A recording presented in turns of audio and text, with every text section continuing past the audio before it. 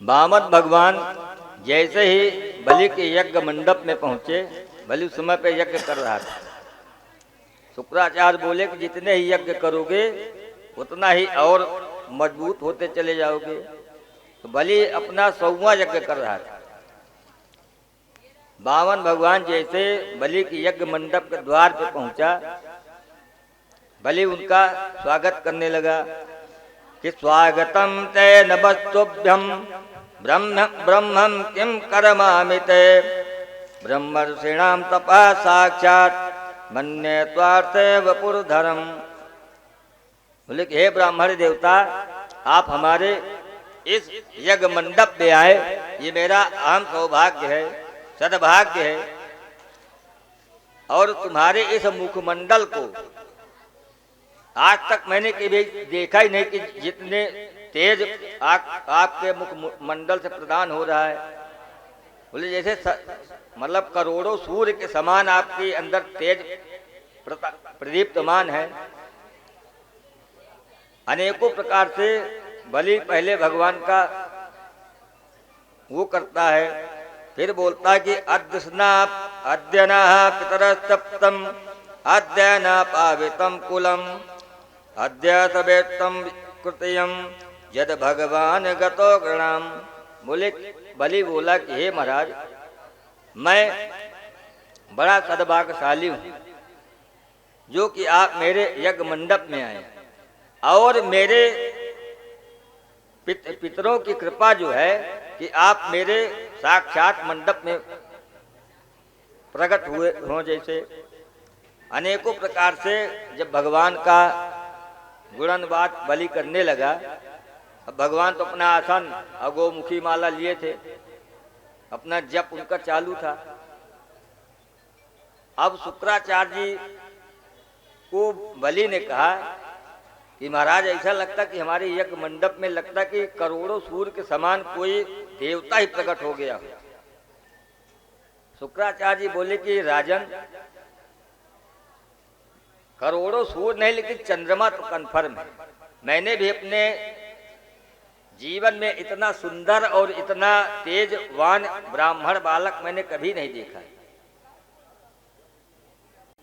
तो बलि बोले कि महाराज आप कभी दिखाई नहीं पड़े, आप अपना परिचय दीजिए। लेकिन भगवान माला उनका चल रहा है, कुछ जवाब नहीं दे रहे हैं। तो बलि शुक्राचार्य से बोलता है कि महाराज गुरु जी ये कुछ बोलते क्यों नहीं? बोले मूर्ख, तुमको देखते नहीं कि उनका जप चल रहा है। अरे ब्राह्मण जब का वो माला अलग से एक होता है, सुमन्नी जब वहां तक पहुंचेगा तब बात करेंगे। अभी जो है पूरा नहीं हुआ होगा। पूरा होने के बाद जब बलि पुनः बोला तो भगवान बलि की बहुत वाहवाही करने लगे। अरे राजन, तुमको कौन नहीं जानता? अरे तुमको तो छोड़ो, तुम्हारे पूर्वजों को कौन नहीं जानता? तुम्हारे बाबा प्रहलाद कितने बड़े धर्मात्मा कि स्वयं भगवान को आना पड़ा। मतलब अनेकों प्रकार से जब बलि का खूब ठोक पीट के वाहवाही करने लगे तो बलि और गदगद हो गया। अरे तो बहुत पहुंचे हुए संत हैं लगता है, हम तुमको छोटे बालक ही समझते हैं, लेकिन ये तो हमारे पूरे पूर्वजों का भी जानते हैं। ऐसे करके बोले कि महाराज एक काम करिए कि आप अपना आने का प्रयोजन बताइए। तो वामन भगवान बोले कि प्रयोजन कुछ नहीं है, ऐसे चले आए जो है आपके यज्ञ मंडप में। बोले नहीं महाराज, आप आए तो कुछ न कुछ प्रयोजन से तो आए ही होंगे। भाई कोई ब्राह्मण किसी के जजमान के घर में ऐसे थोड़ी जाता है। चाहे झूठे बोले बाबू गए थे बगल में, थोड़ा आए आपके यहाँ चाय पी ले, लेकिन लोग तो कुछ न कुछ रहता ही है कि जाएंगे कुछ न कुछ प्राप्त होगी। और फिर विश्वास रहता है, कोई जजमान अपने ब्राह्मणों को बहुत मानते तो ब्राह्मण अनायास जाते रहते हैं। भाई उनका सम्मान होता तब जाते हैं, अपमान होगा थोड़ी जाएंगे। तो भगवान बोले कि तुम बहुत बड़े धर्मात्मा हो, इसलिए हम चले आए। बोले नहीं महाराज, अपने मुख से कुछ तो बताएंगे कि आप कोई प्रयोजन आप अपना बताएंगे। बोले क्या करोगे? बलि बोले कि आपके मुखमंडल को देख के ऐसा लगता कि मैं अपना सर्वस्व खजाना ही लुटा दूं। भगवान मन ही मन में सोचते कि उसी लिए तुम आए ही हैं, तो खजाना लुटाना बाद में, लेकिन लेने तो वही हम आए हैं, लेकिन अपने मुख से कुछ बोल नहीं रहे। बलि कहता है कि काम कांचनम गुणवत धाम भ्रष्ट तथा न पेयम मुतवा विप्र कन्या। बोले कि यदि आप इच्छा हो तो मैं आपको सोने का महल बनवा के दे दूं। कांचन माने महल। आपकी यदि इच्छा हो तो मैं सोने का महल बनवा के दे दूं, या आपकी इच्छा हो तो कोई बढ़िया विप्र सुंदर ब्राह्मण की कन्या ऐसे वैसे नहीं, जैसे आप है उसी प्रकार की बढ़िया कहीं ढूंढवा के उसके साथ मैं आपका ब्याह करा दूं। अनेकों प्रकार जो है भगवान की प्रार्थना करने लगा बलि। भगवान बोले कि राजन, न हमको महल चाहिए, न हमको कुछ चाहिए, न हमको शादी करना है।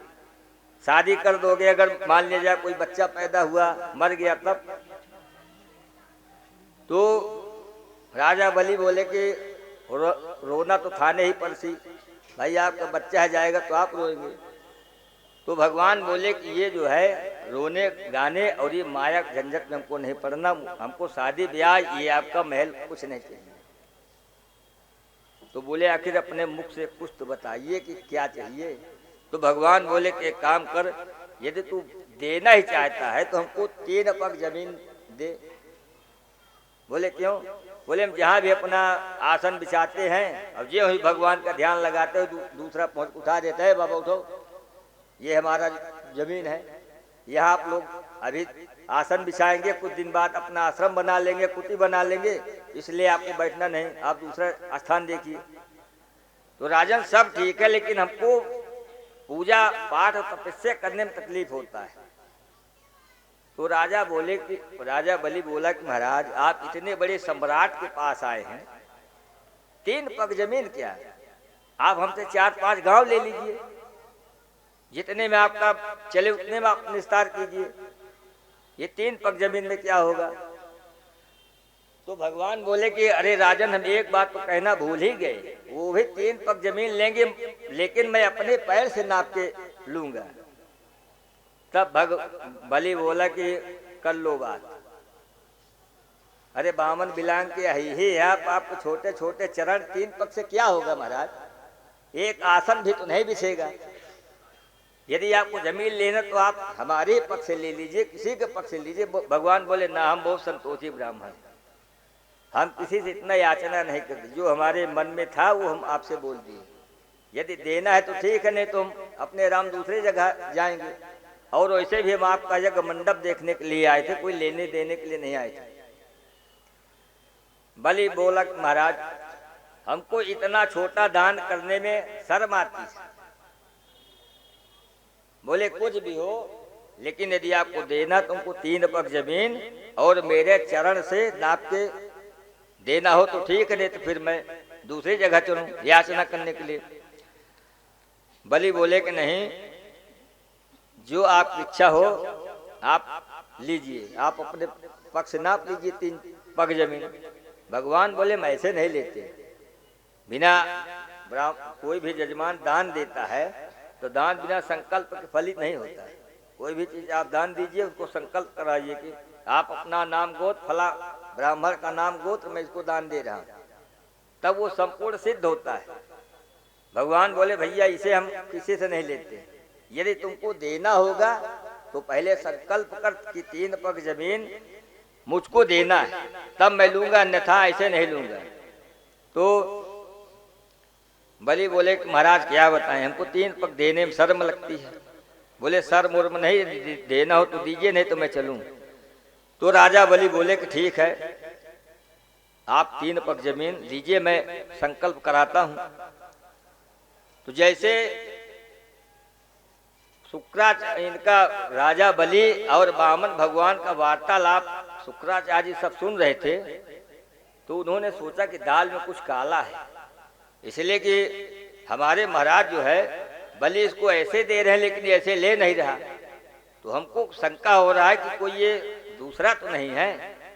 जैसे शुक्राचार्य जी अपने नेत्र बंद करके योग माया से देखे तो इसे वामन के जगह उनको साक्षात नारायण ही दिखाई दर्शन दिए। जैसे दर्शन दिए उसे तुरंत राजा बलि के पास आए कि अरे बलि ये बता कि इसको तुमने कुछ दिया तो नहीं? बोले नहीं महाराज, 3 पग जमीन मांग रहे, 3 पग जमीन देने के लिए तैयार भी हूं, लेकिन ये बोलते कि हम संकल्प करके तब लेंगे।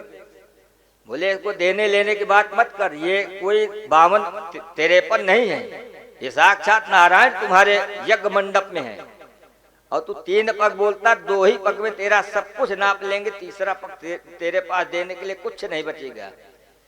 इसलिए बोल रहे कि महाराज आप पधारो, फिर कभी देंगे लेंगे, लेकिन अभी कुछ नहीं देंगे। राजा बलि बोले कि महाराज ये बताइए, आप मेरे गुरु, मुझको आपने गुरु मंत्र दिया, या मेरा सब यज्ञ सब पूजा पाठ आप कराते हैं, आप ही अच्छे मार्ग में हमको ले जाते हैं, और कोई ब्राह्मण मेरे यहाँ से याचक आया और याचना करे, फिर मैं उसको खाली हाथ वापस कैसे कर सकूं? पहला चीज तो हमारे भारत के जितने भी साधु संत हैं, जो मांगेंगे उससे ज्यादा लेंगे नहीं। ये 3 पग मांगे, 3 पग से ज्यादा लेंगे नहीं। पहला बात तो संत है। और शायद मान लिया जाए कि यदि भगवान है, तो अगर भगवान स्वयं हमसे बड़ा हमारे सामने भिक्षा मांगने के लिए आए हैं 3 पग जमीन के लिए, तो मुझसे बड़ा भाग्यशाली कौन होगा?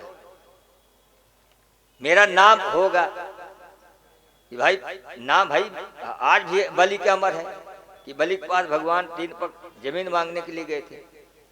तो बोले हम ये सब संपत्ति किसकी? भगवान की है। ये भले हम लोग सोचते कि हमारी फैक्ट्री, हमारा धन है, हमारा वैभव, लेकिन ये हमारा कुछ नहीं, ये सब परमात्मा का ही है।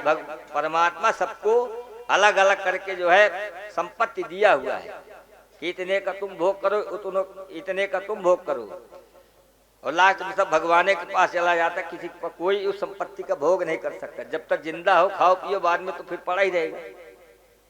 राजा बलि अनेकों प्रकार से समझाते हैं, तो शुक्राचार्य जी कहते हैं कि ए वैरोचने साक्षात भगवान विष्णुरुभया कश्यपात दितो जातो देवानाम कार्य साधका। ये साक्षात भगवान विष्णु ही हैं और देवताओं के कार्य को सिद्ध करने के लिए तुम्हारे यज्ञ मंडप में पधारे हैं, इसलिए वापस कर दो। राजा बलि बोले कि महाराज मैं कुछ भी हो लेकिन इनको अब वापस नहीं भेजूंगा। बोले तुम मूर्खानंदन है, नहीं भेजेगा तेरे पास कुछ नहीं बचेगा। तो उन्होंने बोला कि 6 जगह पर झूठ बोलने से पाप नहीं लगता। बोला स्त्री सोमर्व विवाहे चा वृत्यर्थे प्राण संकटे गौ ब्राह्मणार्थ हिंसायाम दान गुप्त जगतु। बोले कि 2-4 जगह ऐसे जहाँ झूठ बोलने से पाप नहीं लगता है। बोले कि पहले स्त्री सु, किसी कन्या का विवाह होता हो, आप भले जानते हो कि वो खराब है, कुछ भी हो, लेकिन अगर उसकी शादी होती हो और शायद जिसके यहाँ शादी तय हो गई हो, और शायद आप उसके दुश्मन ही क्यों न हो, आपसे अगर संबंधी लोग पूछ ले कि भैया फलाने की बेटी कैसी है, तो आपको सिर्फ यही कहने ने बहुत अच्छी बेटी है। अब ये नहीं को खराब है तो अरे उसकी यहाँ मत करिएगा, उसकी बेटी बहुत खराब है। तो बोले कि ये झूठ जो है बोलने में पाप नहीं लगता। वृत्यर्थे, यदि किसी का धन वैभव खतरे में हो और आपके कारण बच जाए, झूठ बोलने में बच जाए, तो आपको झूठ बोलने में कोई पाप नहीं है। किसी को फांसी लगती हो या किसी का कोई भी केस हो, फांसी लगती हो, मरने वाला हो, अगर शायद आप कहीं झूठ बोलने से अगर वो बच जाए, तो शुक्राचार्य जी कहते कि वहां झूठ बोलने पाप नहीं लगता। यदि गौ को तो अगर कोई वो मारता हो तो उसके लिए तो कुछ भी करना चाहिए।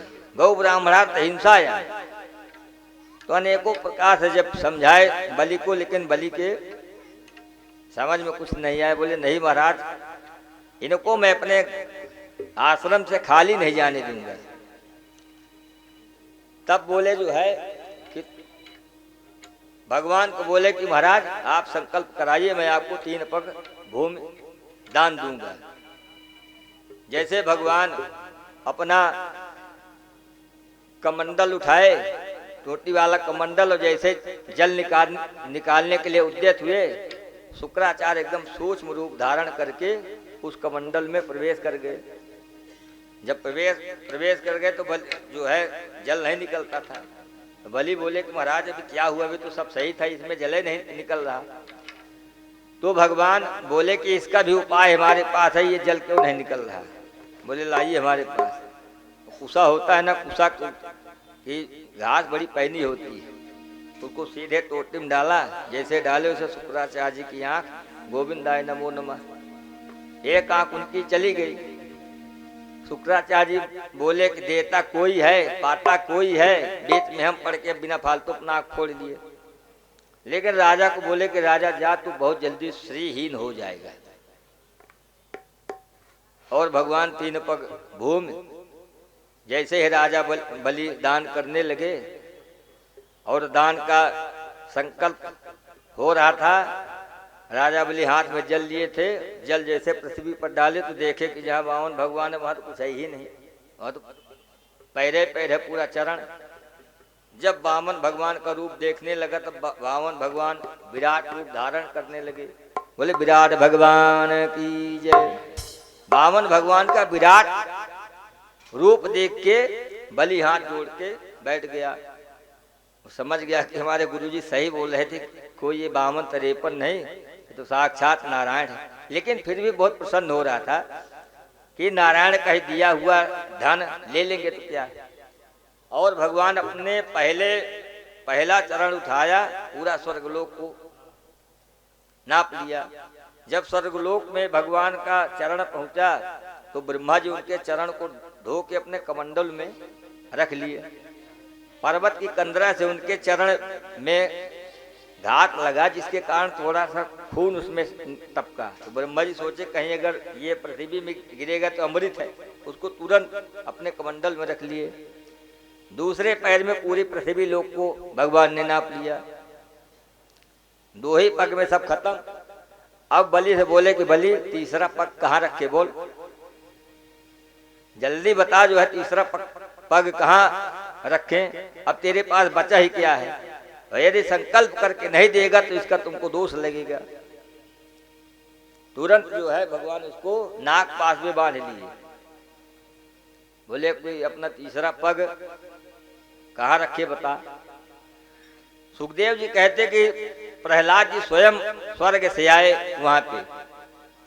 बोले कि महाराज बहुत अच्छा किए कि इसको आप बंधन में डाल दिए। अब इससे पूछे कि तीसरा पग कहाँ रखे। तब बलि जो है बड़ा सुंदर शब्द भगवान से बोल रहा है। भगवान से बोला कि महाराज ये बताइए कि धन बड़ा होता है कि धन के रक्षा करने वाले बड़े होते हैं। भगवान बोले बलि धन से बड़ा होता है धन की रक्षा करने वाला। भाई धन क्या है, मान लिया हम 100 रुपए लेके कहीं रख दिए, अगर उसको नहीं देखें कोई दूसरा कोई उठा ले जाएगा। लेकिन यदि उसको जो कोई देखता रहता रक्षा करेगा सबसे बड़ा तो वही है। तो सुखदेव जी बोले कि जो है राजा परीक्षित, राजा बलि भगवान से बोले कि महाराज आप ये बताइए कि धन बड़ा होता कि धन के रक्षा करने वाले बड़े होते हैं। भगवान जो है बड़े प्रसन्न हुए।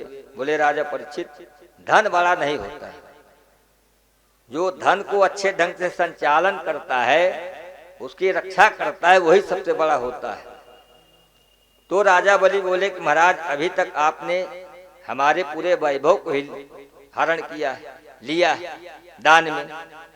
जितना मैं साम्राज्य जीता था सब आप ले लिए, और जितना मेरे पास धन वैभव था सब आपने ले लिया। लेकिन अभी मेरा शरीर तो बाकी है। आप तीसरा चरण मेरे मस्तक में रखिए और मुझे दान में ले लीजिए। वामन भगवान बहुत प्रसन्न हुए बलि के ऊपर, और बलि के मस्तक पे चरण अपने रखे। रखने के बाद बोले बलि यदि तुमको तकलीफ हो तो पूरा तुम्हारा वैभव मैं तुमको वापस दे सकता हूं। चाहे मुझको देवताओं से युद्ध क्यों न करना पड़े, लेकिन तुम अपना साम्राज्य फिर से पुनः ले लो। बलि बोले कि महाराज अब ऐसी गलती मत कीजिए, ये धन बहुत खराब चीज होता है, अगर इसको अच्छे ढंग से उपयोग करोगे तब तो ठीक है, नहीं सिर्फ अहंकार पैदा करता है। जिसको अहंकार हुआ उसको भगवान बर्बाद किए। भगवान का असली प्रसाद है अहंकार। अहंकारी जितने जाते हैं उनको कोई नहीं मारता, भगवान ही उनको नष्ट करते। तो बलि बोले कि महाराज मेरे अंदर बहुत बड़ा अहंकार आ गया था ये धन वैभव के कारण, इसलिए अब हमको ये नहीं चाहिए। तो भगवान बोले कि ठीक है, तुम सुतल लोक के राजा बनो और एक मनवंतर तक वहां राज करो, और समय आने पर अगला इंद्र आप ही होंगे। अभी जो इंद्र है, इस इंद्र के बदलने के बाद राजा बलि ही इंद्र के पद के अधिकारी होंगे। बोले कि तुम एक मनवंतर तक जाके सुतल लोक में राज करो, इसके बाद तुम इंद्र के पद के प्राप्त होगे, उसके अधिकार आपका होगा। सुखदेव जी बोले कि सुतल लोक का राज ऐसे नहीं, जैसे स्वर्ग से भी बढ़ के वहां सब कुछ वैभव संपन्न है। तो बलि बोले कि महाराज एक कृपा और कीजिए। बोले बोलिए क्या है? बोले महाराज एक काम कीजिए कि मैं सोते जागते उठते बैठते आपका ही दर्शन पाऊं। तो भगवान बोले भैया तेरी इच्छा है कि मैं तेरे यहाँ दरमानी करूं। बोले चाहे जो आपकी इच्छा हो, चाहे आप दरमान बने चाहे कुछ भी बने, लेकिन मैं सोते उठते बैठते आपका दर्शन पाऊं सदा। भगवान बोले चल तथास्तु, मैं तुमने हमको सब कुछ दिया तो तेरे लिए मैं ये नहीं कर सकता। भगवान उसको सुतल लोक का राजा बना दिया। उसमें 52 दरवाजे थे। अब 52 दरवाजे में सब दरवाजे में भगवान लिए डंडा लेके खड़े रहते थे, जागते रहो जागते रहो। अब बलि उनका हर खिड़की से दर्शन करता था। समय बीता, एक दिन जो है नारद जी पहुंचे भगवान के स्वर्ग लोक। बोले माता जी बड़ी आप निराश मुद्रा में बैठी हुई हैं। अरे बोले पुत्र क्या बताऊं, तुम्हारे पिताजी गए थे राजा बलि को के यहाँ भिक्षा लेने के लिए, तो पता नहीं कितनी भिक्षा लेते रहेंगे। बोले वो आएंगे भी नहीं। बोले क्यों? बोले वो राजा बलि की दरमानी करते। बोले कहाँ? बोले सुतल लोक में। जैसे उन्होंने राजा बलि से लिया तो बलि भी उनको अपने प्रेम बंधन में बांध लिया। तो बोले अब क्या? लक्ष्मी जी बोली कि अब कैसे होगा बेटा? बोले अब आप जाइए राजा बलि से उसकी हाव भाव सेवा कीजिए और उससे आप मांग के ले आइए। बोले कि उसके भाई कोई नहीं, इसलिए रक्षाबंधन के दिन आप उसके राखी बांधिएगा तो वो खाली हाथ वापस नहीं भेजेगा। लक्ष्मी जी बोली ठीक। लक्ष्मी जी गई राजा बलि से, बोले कि भैया हमको भी कोई काम मिल जाए। बोले एक काम करो कि मैं भगवान की सेवा करता हूँ, रोज आप माला फूल तोड़ के ले आया कीजिए। लक्ष्मी जी देती गई। समय आने पर रक्षाबंधन के दिन आया तो लक्ष्मी जी बैठ के रुदन करने लगी। अरे तो बलि बोला अरे बहना क्यों रो रही हो? बोले भैया क्या बताऊं, मेरे भी अगर आज भाई होता तो मैं भी जाके राखी बांधती। मेरे कोई है ही नहीं तो मैं राखी किसे बांधूं? बलि बोला कि चिंता क्यों करती हो, जिसका कोई नहीं उसका भाई मैं, तुम मेरे राखी बांधो। राखी बांधने के बाद बलि बोला कि बहन आपको क्या चाहिए? बोले आपका दरमान जो है यही हमको दे दीजिए। बोले बहना इस दरमान को क्या करोगे? बोले जो ये आपका दरमान है उन्हीं की मैं पत्नी हूँ। तब बलि जो है बोला कि रे माता जी, ये भगवान साक्षात दरमानी हमारे यहाँ करते आए इतने दिन तक। तो भगवान ने सोचा तुम क्या सोचे कि तुमको सोते खाते पीते हर जगह मैं दिखाई दूं, तो मैंने इतने रूप प्रकट किया तब तो नहीं, जो तुमको मैंने जो वचन दिया तो कैसे पूरा होता? तुरंत जो है लक्ष्मी नारायण अपना रूप में आए और राजा बलि से विदा लेके वैकुंठ आए। बोले लक्ष्मी नारायण भगवान की जय। श्री कृष्ण गोविंद हरे मुरारी, हे नाथ नारायण वासुदेवा। कृष्ण गोविंद हरे मुरारी, हे नाथ नारायण वासुदेवा। हे नाथ नारायण वासुदेवा। हे नाथ नारायण वासुदेवा, हे नाथ नारायण वासुदेवा। हे नाथ नारायण वासुदेवा, हे नाथ नारायण वासुदेवा। श्री कृष्ण गोविंद हरे मुरारे, हे नाथ नारायण वासुदेवा, हे नाथ नारायण वासुदेवा, हे नाथ नारायण वासुदेवा। श्रीमद्भागवत महापुराण की जय। जय जय श्री राधे, जय जय श्री राधे श्याम। राधे श्याम।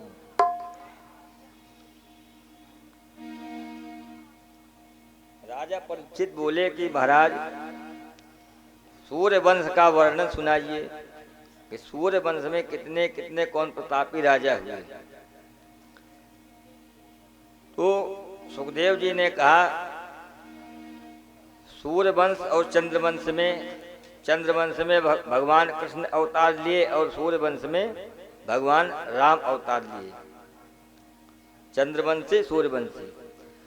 बोले कि सूर्य वंश में भी एक ऐसे प्रतापी राजा थे। बोले कि ब्रह्मा के पुत्र हुए मरीचि, मरीचि के पुत्र हुए कश्यप, कश्यप के पुत्र हुए सूर्य, सूर्य का नाम ही विवस्मान हुआ। सूर्य का वास्तविक नाम विवस्मान सूर्य वंश उससे ही प्रारंभ हुआ। इन्हीं के वंश में चल के आगे वैवस्वत मनु हुए। इनकी एक पुत्री हुई जिसका नाम था सुकन्या। तो ये अपनी पुत्री को एक बार लेके चमन ऋषि के आश्रम गए। चमन ऋषि के आश्रम उनसे अक्सर जाया करते थे, गुरु थे, मिलने के लिए। तो जैसे सुकन्या को लेके गई, ये अपने सखियों के साथ गई उनके आश्रम में। तो चमन ऋषि अपना इतने ध्यानमग्न थे कि उनके पूरे शरीर में जो मिट्टी की होती है, बांबी जिसको बोलते हैं, पूरा शरीर में लग जाता है। लकड़ी उकड़ी में बहुत लगता है जो है। तो इतने तपस्या में लीन हो गए कि पूरे शरीर में उनकी मिट्टी से ढक गई। लेकिन उनके आंखों से तेज उत्पन्न हो रहा था, प्रकाश आ रही थी। तो सुकन्या नाम की कन्या जो है देखी कि इसमें कोई आश्चर्य जैसा दिखाई देता है। उसने देखा कि यहाँ तो कोई है नहीं, लेकिन यहाँ से प्रकाश कैसे निकल रही है। तो उसने पहुंचा और 2 कांटे तोड़ा और आँख के जहाँ मिट्टी लगी हुई थी थोड़ा सा बाकी, तो वहीं से प्रकाश आ रही थी। उन्हीं दोनों में जाके लगा दिया और चमन ऋषि के दोनों आँख गोविंदाय नमो नमः। जब उससे रक्त की धार निकलने लगी तब वो घबराई कि लगता है कि ये कोई मिट्टी का ढेला नहीं है, इसमें कोई है। कोई तुरंत आके अपने पिताजी को उसने बताया। तो वैवस्वत मनु आए, बोले कि अरे देवी, ये तुमने क्या किया? ये तो साक्षात चमन ऋषि है। वो तपस्या में बैठे थे, तपस्या कर रहे थे और उनका अपने आँख फोड़ दिया। चमन ऋषि जैसे उनकी आँख फूटी, तुरंत वो दर्द से कराहते हुए उनकी समाधि खुल गई। तब उन्होंने अपने पुत्री को कहा कि अब तुम्हारा एक यही अपराध है कि तुम अब इन्हीं के शरण में रहो। ये साधु महात्मा है, इनका श्राप कौन लेगा? और उनसे अनेकों प्रकार से चमन ऋषि से जब अनुरोध किया तो चमन ऋषि बोले कि अब मेरी सेवा सत्कार करने वाला कोई न कोई चाहिए। बोले कि महाराज, मैं अपनी पुत्री का विवाह तुम्हारे ही साथ किए दे रहा हूँ, यही तुम्हारी सेवा सत्कार करेगी। ऋषि के साथ सुकन्या का विवाह हो गया। समय आने पर एक दिन अश्विनी कुमार आए। अश्विनी कुमार आए तो चमन ऋषि उनसे बोले कि अश्विनी कुमारों से कि एक काम करो कि मेरे शरीर को बढ़िया हृष्ट पुष्ट करो। भाई कहाँ 80 साल के बुढ़े, कहाँ 20 साल की बेटी। तो अश्विनी कुमार बोले कि मैं आपके शरीर को हृष्ट पुष्ट तो करूंगा, लेकिन हमारी भी शर्त है। बोले क्या? बोले हमको यज्ञ में भाग मिलना चाहिए। बोले ठीक है, पहले आप लोग हमारा प्रयोजन कीजिए, उसके बाद मैं आपका प्रयोजन पूर्ण करूंगा। और चमन ऋषि को ऐसा ऐसा चमन प्राश बना के खिलाए कि एकदम वो हृष्ट पुष्ट हो गए और 20 साल की आयु वाले हो गए। जब आयु वाले हो गए तब दोनों का बढ़िया मेल हो गया, एक 25 साल की, एक 20 साल की। अब एक दिन अब दोनों बड़े प्रसन्नता से रहने लगे, चमन ऋषि भी और पत्नी सुकन्या। अब एक दिन वैवस्वत मनु आए पुनः अपने राज्य से कि चले बेटी का हालचाल लेके आए। जैसे वो आए देखे कि कोई अति सुंदर राजकुमार और बेटी चरण को दबा रही है, तो उन्होंने अपशब्द कहने की झड़ी लगा दी। कह रहे कुलता तू मर जाती, हमको जीते जी ऐसे देखने का दृश्य मिला। भाई तो सोचे कि मैं इसका ब्याह एक महात्मा से करके गया था और ये 20 साल 25 वर्ष की आयु के राजकुमार के साथ बैठी हुई है, तो इसके मतलब ये कहीं दूसरा शादी न कर ली हो।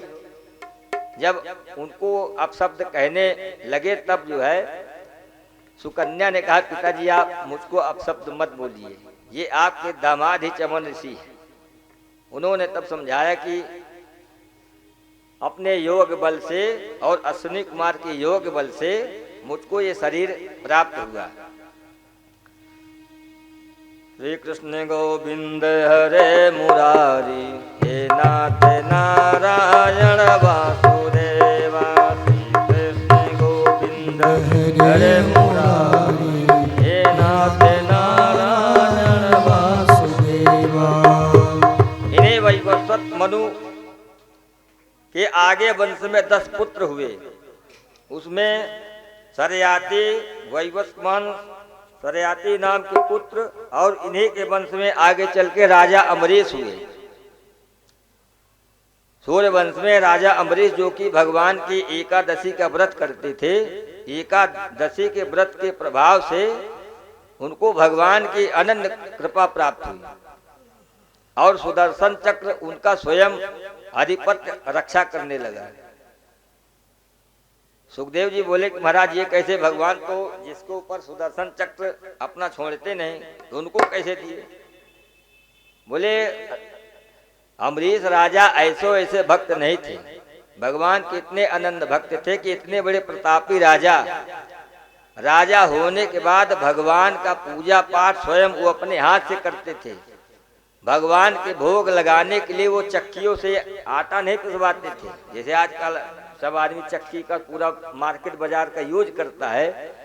बोले वो भगवान के सेवा सत्कार के लिए अपने हाथ से आटा को पीसते थे, अपने हाथ से हरी जो भोग लगाने वाला वस्तु रहता था वो किसी को विश्वास नहीं करते थे, स्वयं अपने हाथ से करते थे। और राजा तो थे ही, नौकर चाकर इतने होते हुए भी भगवान की सेवा सत्कार अपने हाथ से करते थे।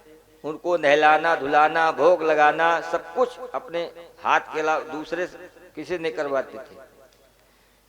ये सेवा देख के भगवान अम्बरीश के ऊपर बहुत प्रसन्न हुए। बोले कि मैं तुमको जो है ये सुदर्शन चक्र प्रदान करता हूँ, ये तुम्हारी हर जगह रक्षा करेगा। और वो एकादशी का व्रत रहते थे, इसीलिए कहा जाता है कि एकादशी व्रत सबसे बड़ा व्रत होता है। जो वैष्णव संप्रदाय हैं, जो गुरु दीक्षा वाले हैं, वही रहते हैं ज्यादातर, लेकिन एकादशी का महत्व बहुत बड़ा होता है। एकादशी व्रत वैसे तो आदमी रोज खाता ही, हर मनुष्य खाता है, व्रत का नियम क्यों बना है? आजकल जितने भी लोग रोगी होते हैं, पेट कभी खाली रहता नहीं, और एकादशी निराहार रहना चाहिए, मतलब कुछ नहीं खाना चाहिए, जल पी के रहना चाहिए। तो क्या शरीर में कुछ अंतर आता है? अब अनेकों प्रकार के व्यंजन आज के युग में आ गए, सब लोग खा खा के उसमें रोग उत्पन्न करते हैं। तो बोले कि एकादशी का व्रत करते थे।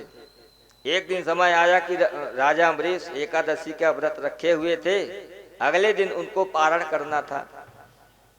तो जैसे वो पारण करने के लिए उद्यत हुए, उतने में बृहस्पति देवता आ गए, दुर्वासा ऋषि आ गए अपने समस्त ऋषि गणों के साथ। बोले राजन बहुत सुंदर है, तुम भी व्रत किए हो, हम भी व्रत किए हैं, तुम्हारा भी पारण है और हमको भी पारण करना है, इसलिए मैं भी जा रहा हूं गंगा स्नान करने, और स्नान करने के बाद आऊंगा और साथ में ही हम लोग पारण करेंगे। तो राजा अम्बरीश बोले कि महाराज बहुत अच्छा, जाइए आप स्नान करके आइए, मैं आपकी प्रतीक्षा कर रहा हूं।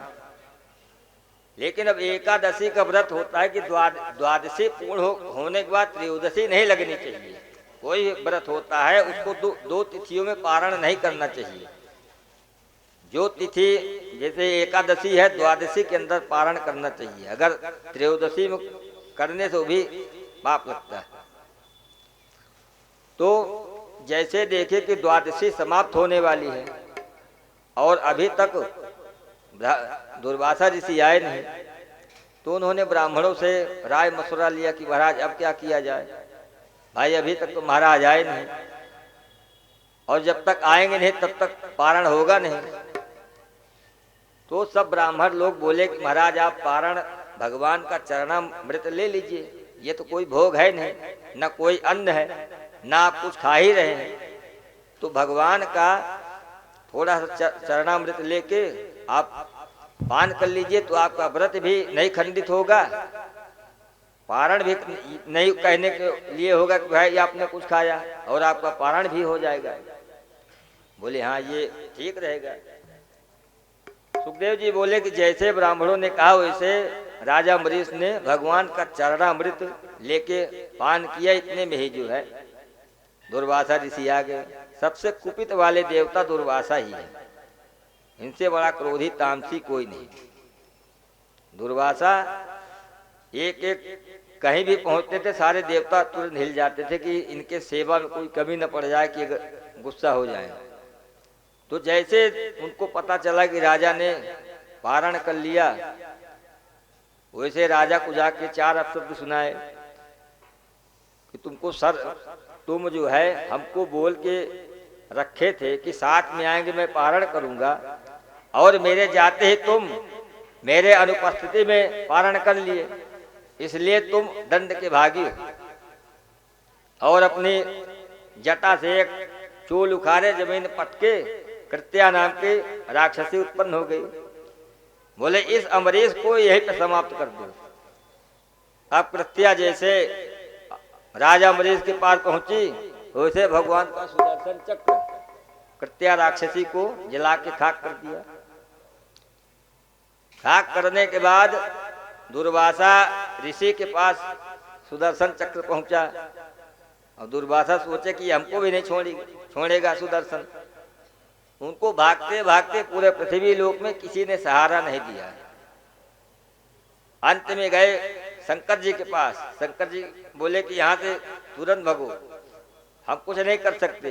ब्रह्मा जी के पास गए। ब्रह्मा जी बोले कि हम भी कुछ नहीं कर सकते, जिसका अपराध किया उसी के पास जाओ। विष्णु भगवान के पास गए। विष्णु भगवान बोले कि हमारा अस्त्र जरूर है, लेकिन मैं भी तुम्हारा कोई रक्षा नहीं कर सकता।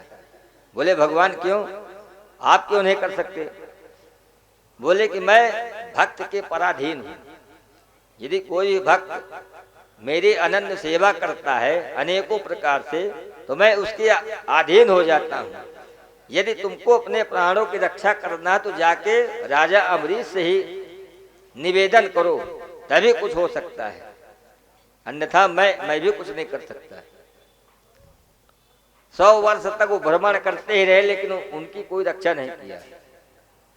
अंत में जाके राजा अम्बरीश के चरणों में नतमस्तक होने लगे। तो राजा बोले कि महाराज इतना बड़ा अपराध मत कीजिए, जो है ब्राह्मण देवता, इतने बड़े आप साधु संत हो के जो हमारे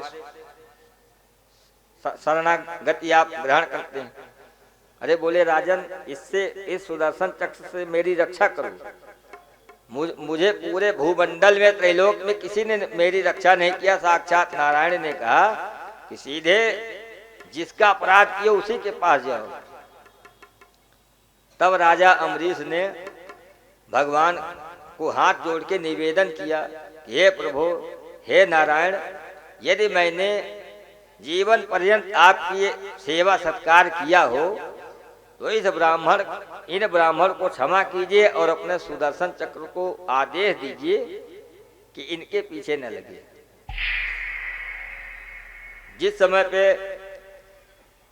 अम्बरीश राजा ने भगवान से अनुमोदन किया, तब सुदर्शन चक्र जाके शांत हुआ और दुर्वासा ऋषि को जाके सांस में सांस आया। बोले वृंदावन बिहारी लाल की जय। श्री कृष्ण गोविंद हरे मुरारी, हे नाथ नारायण वासुदेवा। श्री कृष्ण गोविंद हरे मुरारी, हे नाथ नारायण वासुदेवा। हे नाथ नारायण वासुदेवा, हे नाथ नारायण वासुदेवा। श्री कृष्ण गोविंद हरे मुरारी, हे नाथ नारायण वासुदेवा। बोले इन्हीं के आगे वंश में एक राजा हुए सगर। सगर के 60,000 पुत्र थे। 60,000 पुत्रों ने महाराज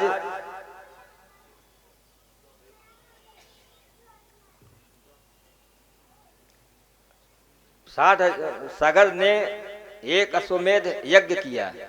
उनके 60,000 पुत्रों ने मिलके एक अश्वमेध यज्ञ किए और यज्ञ का घोड़ा इंद्र ले जा चोरी करके कपिल मुनि के आश्रम में बांध दिया। कपिल मुनि जो बंगाल में है ना, गंगा सागर में। जब कपिल मुनि के आश्रम में इंद्र का घोड़ा बांध दिए, तब सारे ब्राह्मण लोग बोले कि महाराज, आपका जब अश्व है ही नहीं तो अब आप यज्ञ किस लिए करेंगे? इसके मतलब किसी ने आपको चुनौती दिया। जो पहले अश्वमेध यज्ञ होते थे उसमें घोड़ा छोड़ा जाता था, उसमें शर्त लिखी जाती थी कि मैं ये अश्वमेध यज्ञ करना चाहता हूं। यदि सब मेरे अधीन हैं तब तो ठीक है, यदि मुझसे कोई युद्ध करना चाहता हो तो इस अश्व को पकड़ ले।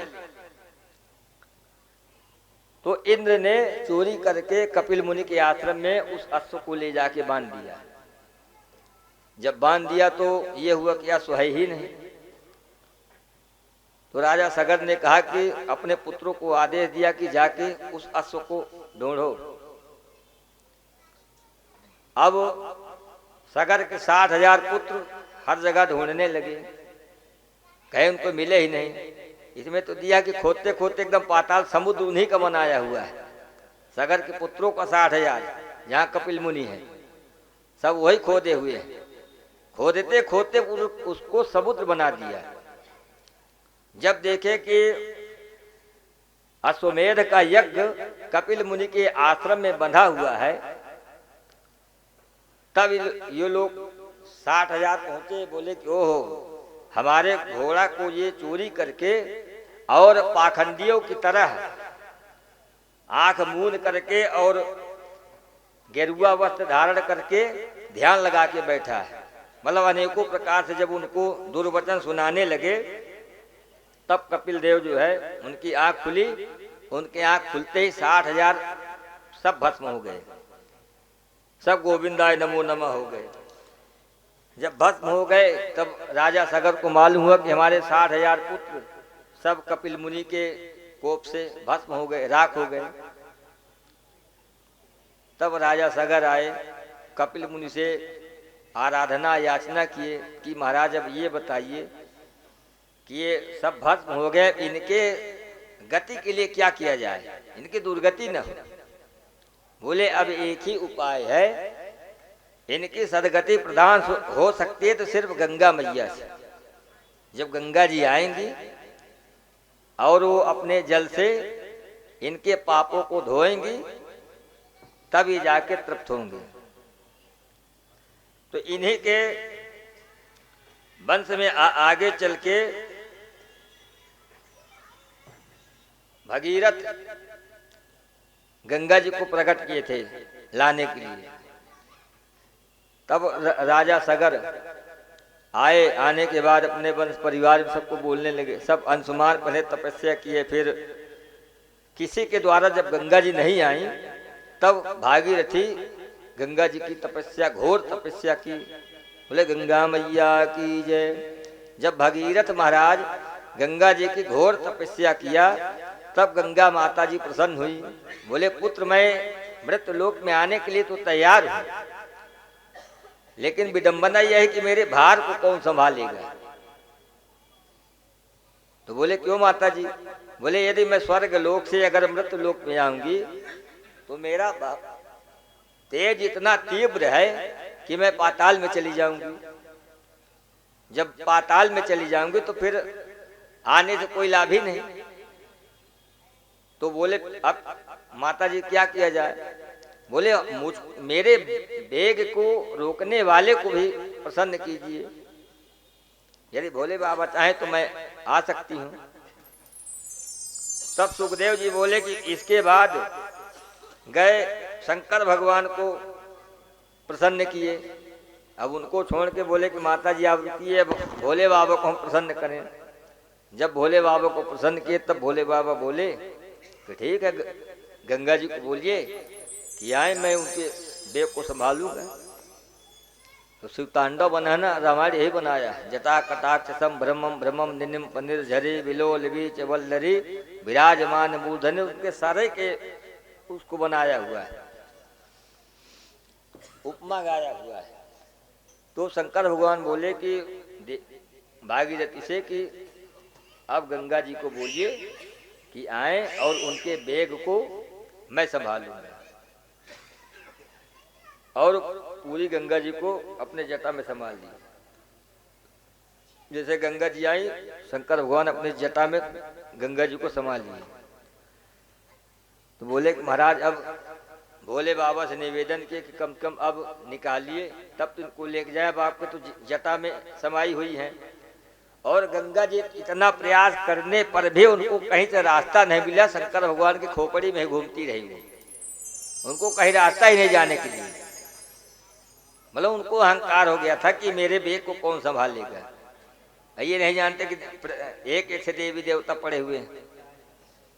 तो शंकर भगवान से जब भागीरथी बोले कि महाराज भोले बाबा अब इनको जो है आप पृथ्वी लोक में भेजिए, ताकि जिस कार्य के लिए मैंने तपस्या किया है वो कार्य सिद्ध हो।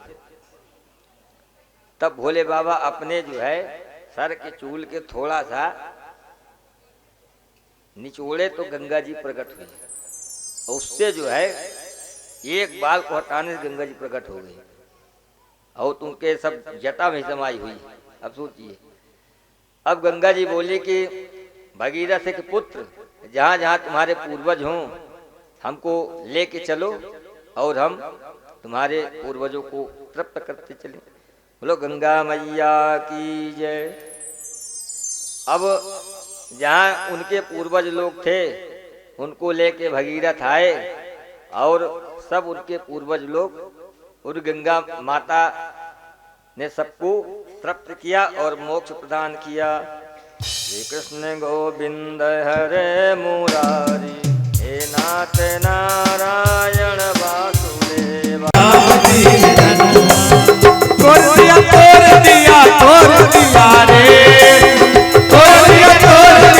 तोड़ दिया रे, राम जी ने धगा तोड़ दिया रे, राम जी ने धगा तोड़ दिया रे, राम जी ने धगा तोड़ दिया रे, राम जी ने धगा तोड़ दिया रे, राम जी ने धगा तोड़ दिया रे, राम जी ने धगा। रामचंद्र भगवान की जय।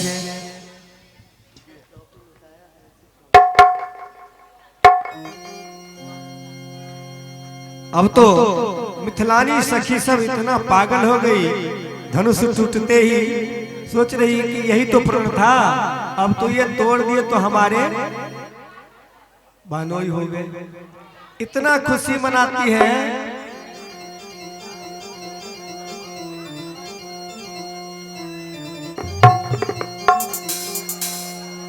और एक एक सखियां राम जी को देख करके पागल हो जाती है। पागल हो जाने के बाद में उनके छवि को अपने एक सखी से बखान करती है कि सखी है तो देखने में बहुत काले, लेकिन ऐसे कजरारी नैना से, ये तिरछी नजरों से बाण चलाते हैं, मैं क्या बताऊं।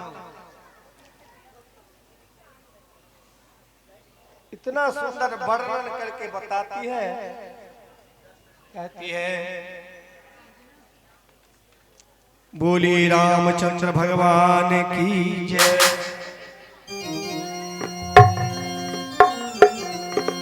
हो मेरे श्री राम का, मेरे श्री राम का दीदार बड़ा प्यारा है। जय। मेरे भगवान का दीदार बड़ा प्यारा है। अंदाज बड़ा प्यारा, दीदार बड़ा प्यारा, अंदाज बड़ा प्यारा, दीदार बड़ा प्यारा। मेरे श्री राम का, मेरे भगवान का दीदार बड़ा प्यारा है। अंदाज बड़ा प्यारा, दीदार बड़ा प्यारा, अंदाज बड़ा प्यारा, दीदार बड़ा प्यारा।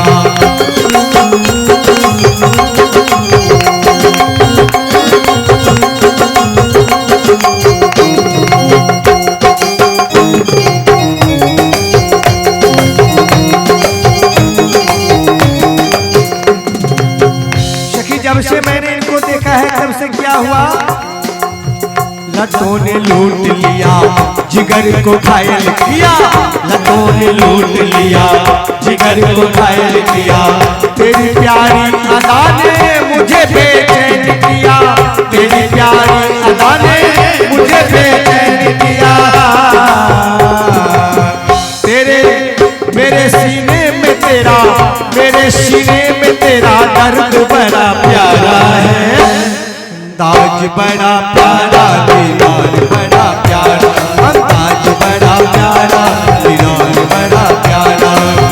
मेरे सरकार का, मेरे श्री राम का दीदार बड़ा प्यारा है। अंदाज बड़ा प्यारा, दीदार बड़ा प्यारा, अंदाज बड़ा प्यारा, दीदार बड़ा प्यारा। श्री राम है।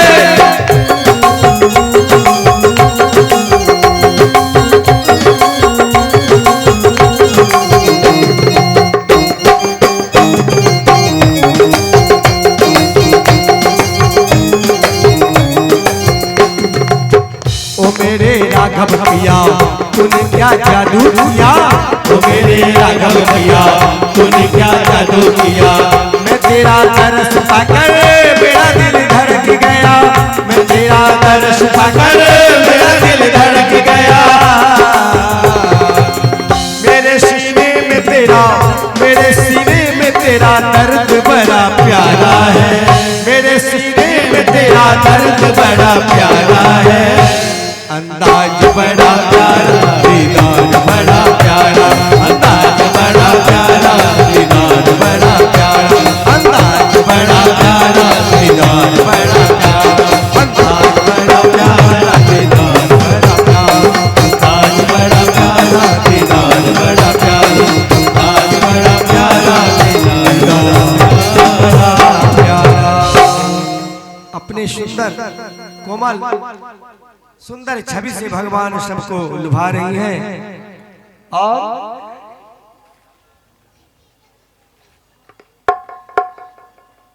सखियां कहती है, आइए एक मिथिला का भजन है, अगर प्रयास करेंगे समझने का तो समझा देंगे।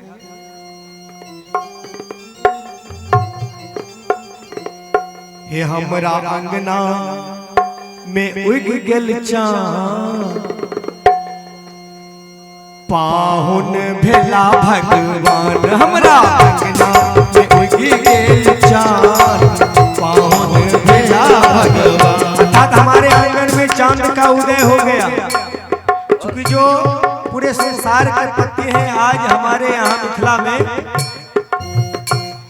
दुल्हा बन करके आएंगे, इसलिए हम लोगों का भाग्य है। कहती है हमरा अंगना में उग गेल चाँद, पाहुन भेला भगवान हमरा अंगना में उग गेल चाँद, पाहुन भेला भगवान। भेला भगवान पाहुन भेला भगवान, भेला भगवान पाहुन भेला भगवान। हमरा अंगना में उग गेल चाँद, पाहुन भेला भगवान हमरा अंगना में उग गेल चाँद, पाहुन भेला भगवान। जगतपति मिथिला में भूलेला, जगतपति मिथिला में भूलेला, मिथिला में दुल्हा बनी ऐला, मिथिला में दुल्हा बनी ऐला। ये जगतपति आज मिथिला में भुला गए, दुल्हा बन करके आए हैं और मिथिला में आकर के क्या करते हैं?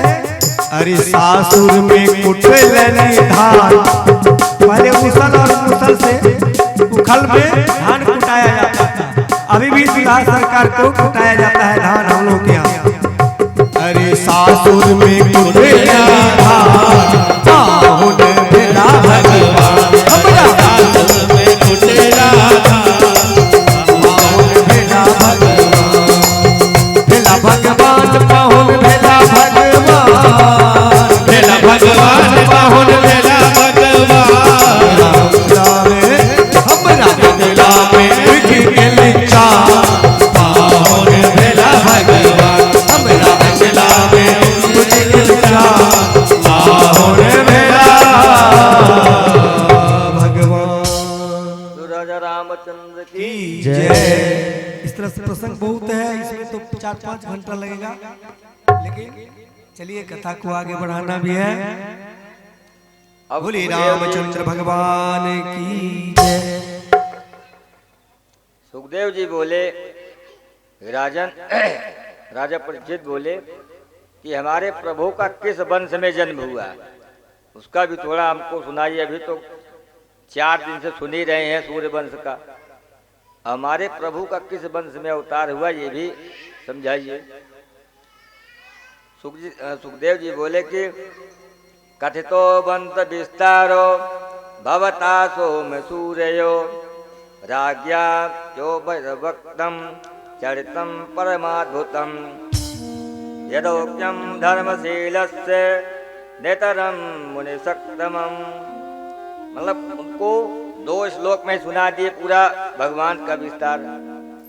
बोले महाराज की हमारे कन्हैया का प्राकट का जिसमें लीला अच्छा किए हैं, तो उनका हमारे भगवान का वंश का विस्तार तो ठीक से सुनाइए, क्योंकि वही मेरे प्राणों के रक्षक हैं, गर्भ में वही हमको बचाए और हमारे पूरे वंश परिवार की किस प्रकार से उन्होंने रक्षा की, तो आप 1 सेकंड में तुम सुना दिए। भाई राम अवतार की कथा थोड़ा सा है, लेकिन भगवान कृष्ण अवतार में तो थोड़ी थोड़ी है। और 4 दिन से मैं बिना खाए पिए एक स्थान पे बैठा हूँ, अब मुझको तकलीफ नहीं जो मेरे भगवान की कथा आई, तब आप एकदम सोच में एक श्लोक में सुना दिए। सुखदेव जी बड़े गदगद हो गए, राजन तुम्हारे जैसा श्रोता मिलना मुश्किल है। 4 दिन से मैं देख रहा हूँ कि तुम निरंतर 24 घंटे यहीं बैठे हो, अब मैं सुनाता हूँ तुम सुन रहे हो, लेकिन फिर भी तुम्हारे मुख में 1 पैसे का भी न मलिनता है, ना तो थकन है, न तुमको भूख लग रही, न प्यास लग रही। बोले महाराज हमको भगवान की कथा पूजा में बड़ा आनंद आता है, इसलिए भगवान का विस्तार से बताइए। तब बोले कि सूर्य भगवान से सूर्य वंश चला और चंद्रमा से चंद्र वंश चला। चंद्रमा के पुत्र हुए बुद्ध, बुद्ध से इनके और इन्हीं से हुए पुरु, उन्हीं से हुए यदु महाराज। यदु से ही जो है यदुवंशियों का विस्तार हुआ। बोले कि इन्हीं के पुत्र हुए उग्रसेन महाराज, मथुरा के राजा उग्रसेन। इनके भी कोई संतान नहीं होती थी। जब संतान नहीं हो रही थी तो इन्होंने वशिष्ठ जी को बुला के यज्ञ करवाए। ब्राह्मणों के द्वारा जब पूजा पाठ यज्ञ करवाए तो ब्राह्मणों के मंत्र को सिद्ध करने के लिए भगवान की कृपा से इनकी पत्नी के गर्भ में संतान हुआ। लेकिन समय आने पर इसीलिए कहा जाता कि यदि स्त्रियों के गर्भ में छोटे छोटे बालक हों तो उनको बिना फालतू कहीं भ्रमण नहीं करना चाहिए। अपने घर से कहीं नहीं जाना चाहिए। जैसे श्मशान घाट है, कोई कहीं भी है, ऐसे जगह भ्रमण नहीं करना चाहिए। तो बोले कि उनकी पत्नी अपनी सखियों के साथ चली गई विहार करने के लिए बगीचे में। तो वहां पे एक द्रुमिल नाम का दैत्य था। उसकी छाया उनके कोख में पड़ जाने से वही पुत्र पैदा हुआ जिसका नाम था कंस। तो जब कंस पैदा हुआ तो उग्रसेन महाराज ब्राह्मणों को बुलाए और नामकरण संस्कार कराने के लिए बुलाए। तो कि महाराज इसकी जो है जन्मपत्री देखिए कैसा होगा। सब महात्मा लोग बोले, ब्राह्मण लोग, ये महान क्रूर होगा, ये दैत्य होगा, तुम्हारा पूरा ये साम्राज्य नष्ट कर देगा। इसलिए जो है इसको अपने राज्य से बहिष्कृत कर दो, नहीं तो आगे चल के तुमको सिर्फ रोना ही पड़ेगा बस। उग्रसेन महाराज उसको किसी तरह डलिया में सजा उजा के लता पत्र में लपेट के जमुना जी में प्रवाहित कर दिए। प्रवाहित करने के बाद उसको सूरसेन नाम के राजा थे, सूरसेन उनको लेके आए अपने घर। घर में आने के बाद अपने पत्नी से बोले कि देवी आपके एक पुत्र था, इसको भी आप पालिए। ये हमको गंगा जी में प्रवाहित मिले थे। उनकी पत्नी ने बड़े ढंग से देखभाल किया, सेवा भाव से उनका सेवन किया। लेकिन समय आने पर एक दिन नारद जी से कंस को मालूम हुआ कि तुम इनके पुत्र नहीं हो, तुम्हारे पिताजी हैं उग्रसेन महाराज, मथुरा के राजा, वो तुम्हारे पिताजी हैं। जब ये कंस को मालूम हुआ कि हमारे पिताजी उग्रसेन हैं तो कंस जो है समझ गया। उसने गया शंकर भगवान को कि घोर तपस्या की और तपस्या करने के बाद शंकर भगवान को प्रसन्न किया। एक जो धनुष टूटा हुआ है जनक के यहाँ था, दूसरा धनुष मिला था कंस को वरदान में शंकर भगवान से, इसके पास भी धनुष था। शंकर भगवान बड़े प्रसन्न हुए। प्रसन्न होने के बाद शंकर भगवान बोले कि ये धनुष ले ले, ये धनुष तू अपने पास रखना, और जो ये धनुष को तोड़ेगा वो तुमको छोड़ेगा नहीं। ये याद रखना कि जब तक ये धनुष तुम्हारा नहीं टूटेगा तब तक तुमको मारने वाला सृष्टि में कोई नहीं। अगर जो धनुष तोड़ेगा वो तुमको छोड़ेगा नहीं। लेकिन हाय धनुष ले जाकर ऐसे मत फेंकना, इसकी जो है पूजा पाठ नित्य दैनिक होनी चाहिए। और वरदान दिए कि जब तक ये धनुष तू हमारा संभाल के रखेगा तुमको मारने वाला कोई नहीं।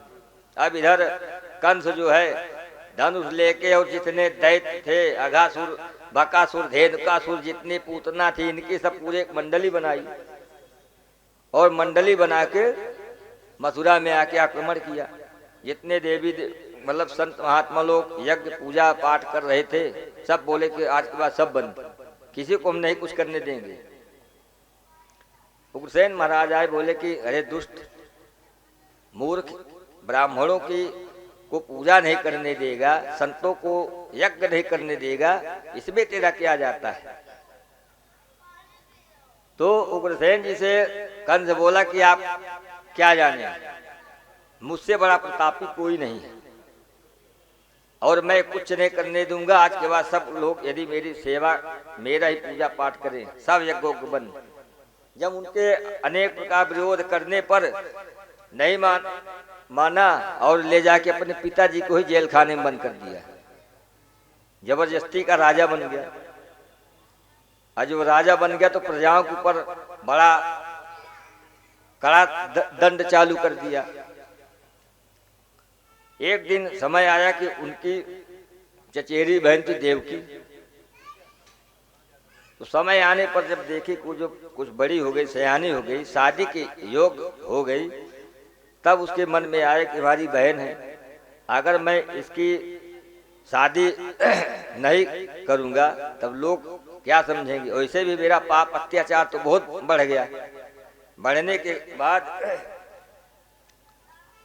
मुझको सब लोग यही समझते कि बड़ा क्रूर है, बहुत दुष्ट है, बड़ा पापी है। अपने पिताजी को जेल खाने में डाल दिया। इसलिए उसने एक स्वांग रचा कि अपनी बहन के विवाह के लिए ऐसा मैं ढोंग करूं ताकि गांव वाले और हमारे पूरे राज्य के लोग ये समझ जाएं कि नहीं, दुष्ट तो है लेकिन इसके अंदर कृपा नाम की चीज भी, दयालु भी है। उसका इतना पापाचार बढ़ गया कि एक दिन धरती माता और समस्त देवी देवता ब्रह्मा जी के पास गए। बोले कि महाराज एक चीज ये बताइए। धरती माता बोली कि कंस और जरासंध ये दोनों मित्र थे। बाद में जरासंध अपने पुत्रियों का विवाह कंस से किया था, लेकिन मित्रता इनकी बहुत थी। जितने बड़े बड़े दिग्गज दैत्य राक्षस थे सबको कंस अपना मित्र बना के रखा था। बोले कि महाराज यदि भगवान इसका ऐसे ही पाप रहेगा, पापाचार रहेगा, तो ये पृथ्वी मैं गर्त में चली जाऊंगी। सारे देवी देवता बोले कि कुछ कीजिए। तो ब्रह्मा जी बोले कि ठीक है, मैं भगवान से कनेक्शन जोड़ता हूं। भगवान का क्या आदेश है। जब ब्रह्मा जी ने भगवान से अनुरोध किया तो भगवान ब्रह्मा जी से बोले कि वसुदेव ग्रहे साक्षात भगवान पुरुष परा निर्वतासेन प्रत्यर्थ संभवन्तु सुरप्रिया।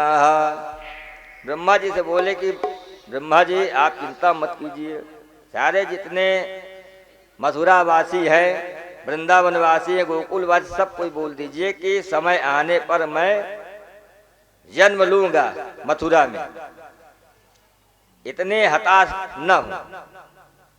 अब इधर कंस के अपनी बहन की शादी के लिए वसुदेव जी महाराज से अपनी बहन की शादी की। वसुदेव जी महाराज की 7 पत्नियां थी, लेकिन सबसे छोटी देवकी थी।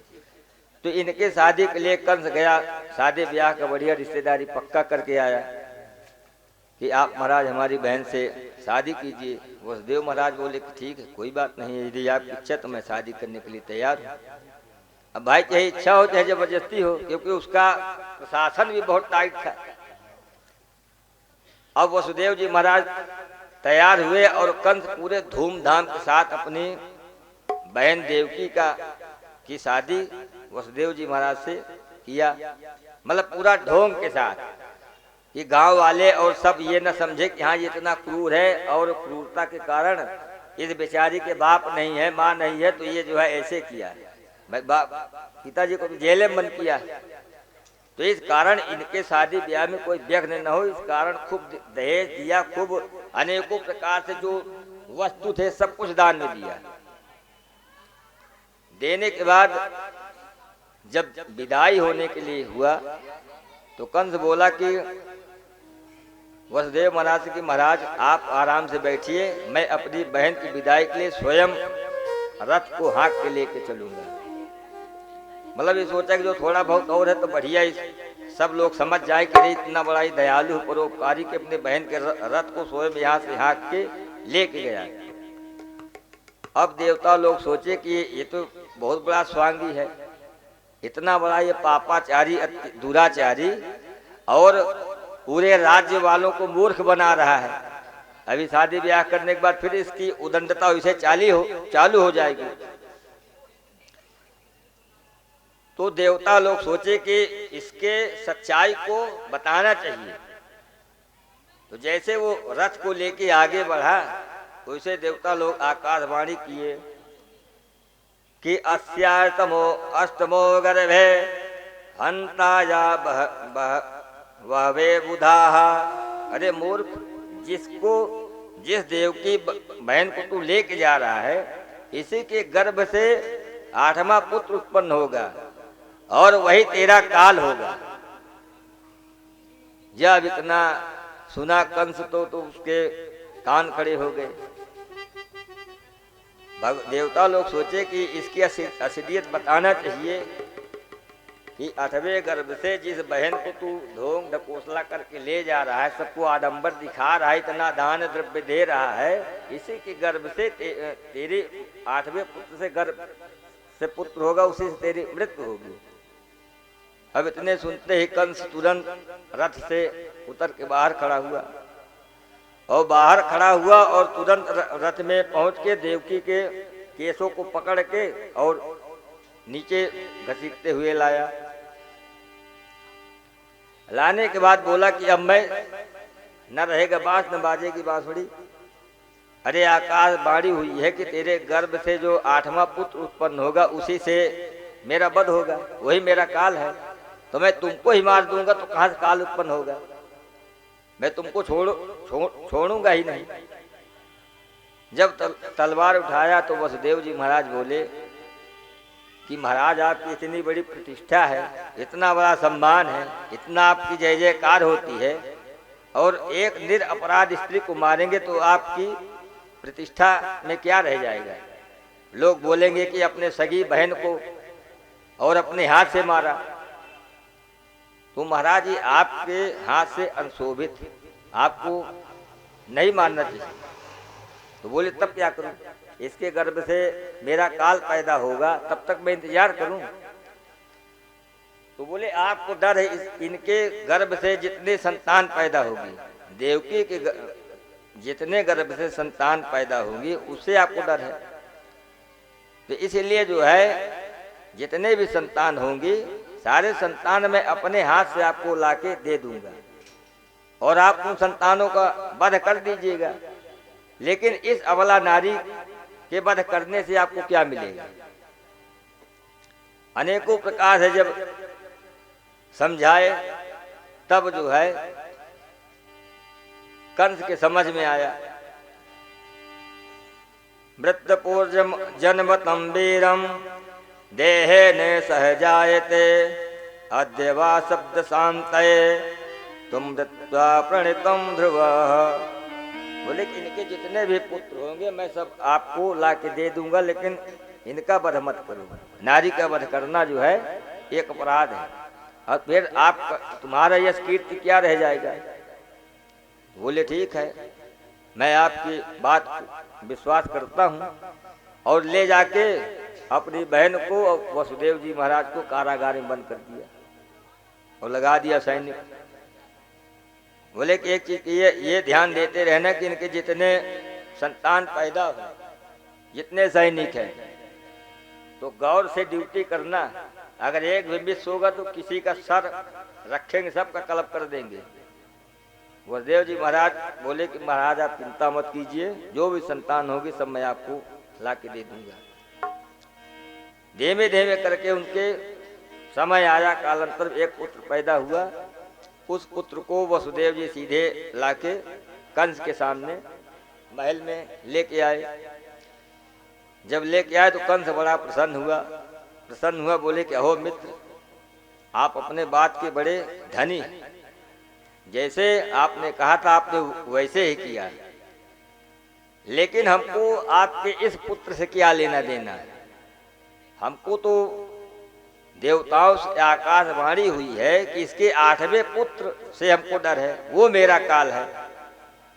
तो इसलिए आप इसको ले जाइए, मैं आपके वचन से प्रसन्न हूं, क्योंकि आपने जो वादा किया वो आपने निभाया। अब वसुदेव जी महाराज जैसे लेके चले वैसे नारद जी पहुंच गए। श्रीमन नारायण नारायण नारायण, श्रीमन नारायण नारायण नारायण, श्रीमन नारायण नारायण नारायण भगवान नारायण नारायण नारायण नारायण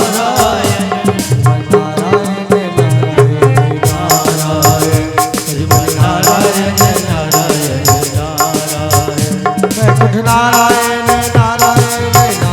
नारायण बैकुंठ नारायण नारायण नारायण श्रीमन नारायण नारायण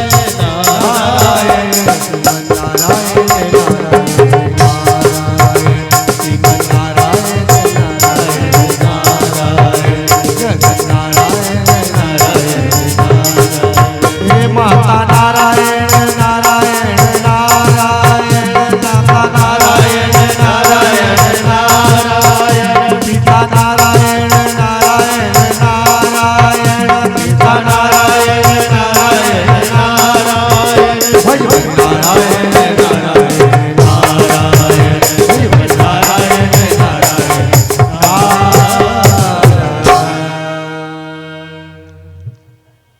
सुखदेव जी बोले कि जैसे नारद जी कमल घुमाते हुए कंस के पास नारायण नारायण कहते हुए पहुंचे, तो कंस वसुदेव जी के बोले कि अपने पुत्र को ले जाओ, मैं इसका वध नहीं करूंगा। तो नारद जी कमल घुमाते हुए पहुंचे, बोले करे कंस ये बताओ इस कमल में पंखुड़ी कितनी है? बोले 8। तो बोले हमको तू पहला पंखुड़ी बता कौन है? वो एक तरफ से गिनो तब भी 8, 10 गिनो तब भी 8।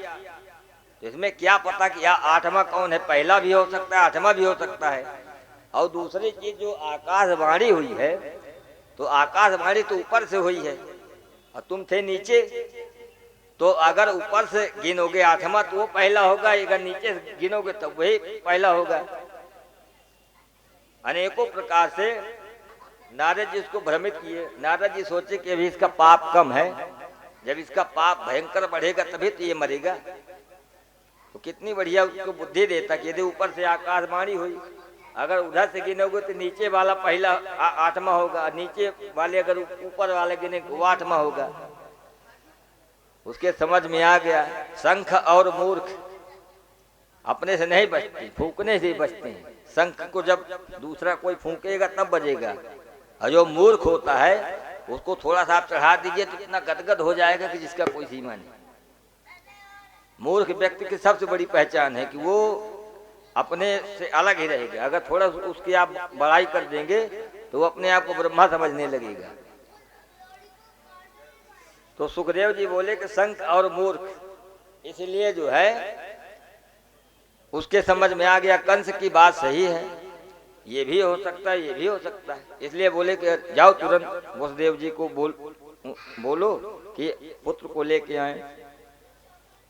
ऐसे ऐसे करके उठाया और धड़ाम से जमीन पे पटक दिया, गोविंदाय नमो नमः। फिर समय आया, ऐसे ऐसे करके देवकी के 6 पुत्रों को उसने मार दिया। 6 पुत्रों को मारा। जब 7वें पुत्र आए शेषावतार, 7वें पुत्र हैं बलराम शेषावतार, तो भगवान बोले कि जो है अपनी योग माया को इनको जो है इनके गर्भ से ले जाके रोहिणी के गर्भ में पहुंचाओ। बोले तो आपके अगले जन्म में छोटे भ्राता थे, बोले इसीलिए इनको इस जन्म में अपने से बड़ा भ्राता बनाएंगे। अगले जन्म में इसने हमारी बड़ी सेवा की। 14 वर्ष तक लक्ष्मण जी सोए नहीं, 14 वर्ष तक जागते ही रहे, भगवान की इतनी सेवा की।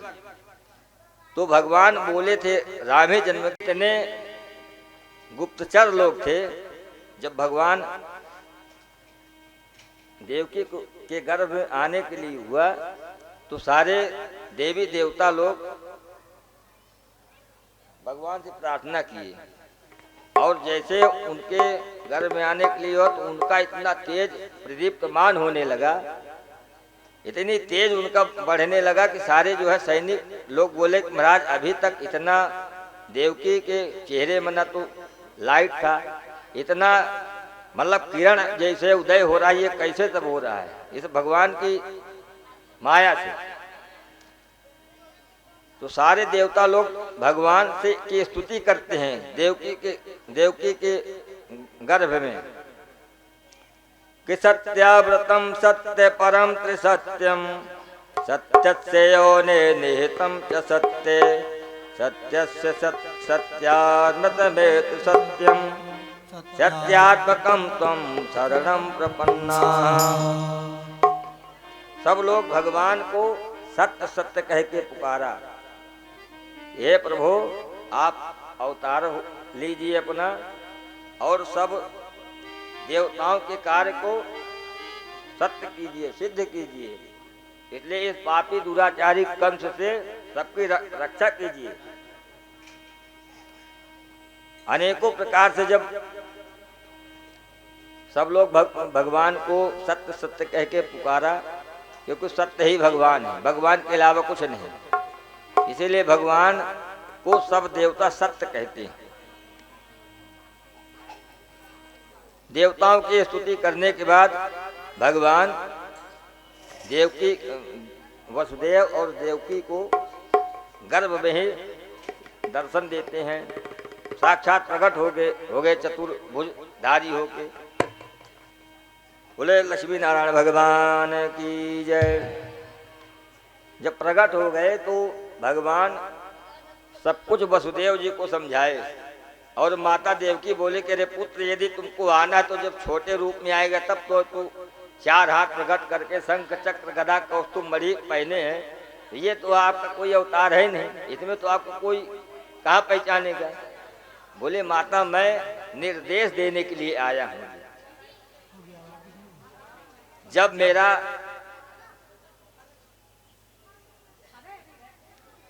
बोले माता जी जब मेरा प्राकट होगा मैं छोटे शिशु रूप में आऊंगा और मुझको यहाँ से ले जाके वृंदावन पहुंचा देना, नंद बाबा के वहां। तो माता जी बोली कि इतने हथकड़ी लगी हुई है, इतने कंस हम लोगों को बेड़िया लगवाया हुआ है, इतने द्वारपाल लगे हैं, होगा कैसे? बोले माता जी उसकी चिंता मत कीजिए, मेरी योग माया के माध्यम से सब कुछ कार्य सफल हो जाएगा और मेरे प्राकट होने पर आपकी हथकड़ी और बेड़िया सब खुल जाएंगी और ले जाने के बाद आप हमको सीधे वहां पहुंचा दीजिएगा और वहां से नंद बाबा की छोरी को लाके यहाँ पे उनको ले आइएगा। कृपया शांति बनाए रखें। बस आधा घंटा और समय दीजिए। 10-15 मिनट थोड़ा रुक जाइए, थोड़ा सा रुकिए।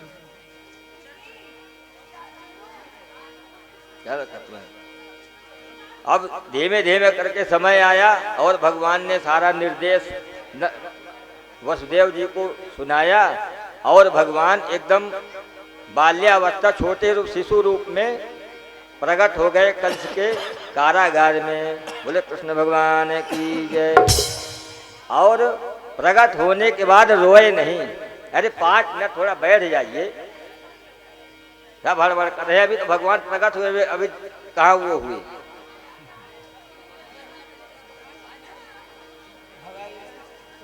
जैसे भगवान जन्म लिए लेकिन भगवान रोए नहीं। इसलिए नहीं रोए, यहाँ रोएंगे तो मामा के सारे दूत समझ जाएंगे और यहाँ डंडे मिलेंगे, बधाई थोड़ी कोई देगा।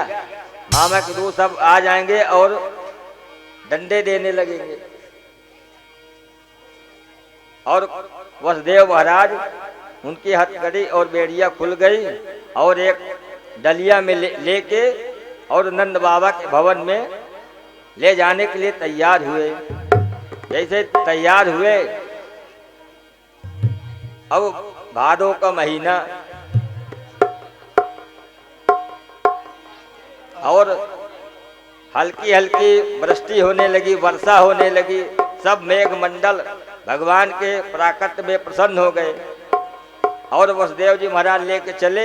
शेष भगवान 1000 फन करके उनको छत्र के समान उड़ा लिए, छत्र के समान। और जैसे वसुदेव जी महाराज चले, यमुना जी अपने स्तर से उफान में वो भी थी। तो यमुना जी ये सोचे कि मेरे प्रभु हैं, इनका दर्शन हो जाए तो मुझसे बड़ा भाग्यशाली कौन। भगवान बोले कि ऐसा हमारे पिताजी ना डूब जाए, इसलिए तुमको दर्शन करना है। मैं अपना चरण स्वयं धुलाने के लिए आपके वो कर रहा हूँ।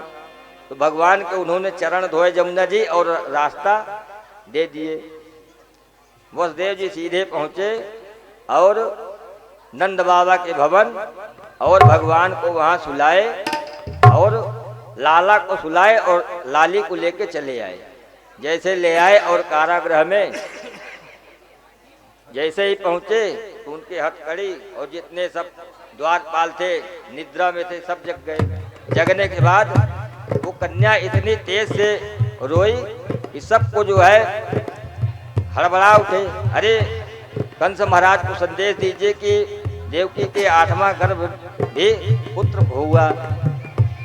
जैसे सब दूत लोग गए, जाने के बाद देखा कि अरे ये तो पुत्र नहीं पुत्री है। तो कंस से बोले ले जाके कि महाराज ये तो पुत्री है, पुत्र नहीं है। तो कंस बोला कि देवता लोग भी झूठ बोलते हैं। भाई आकाशवाणी हुई कि देवकी के गर्भ से, अष्टम गर्भ से मेरा काल होगा, लेकिन अब तो ये पुत्री हो गई।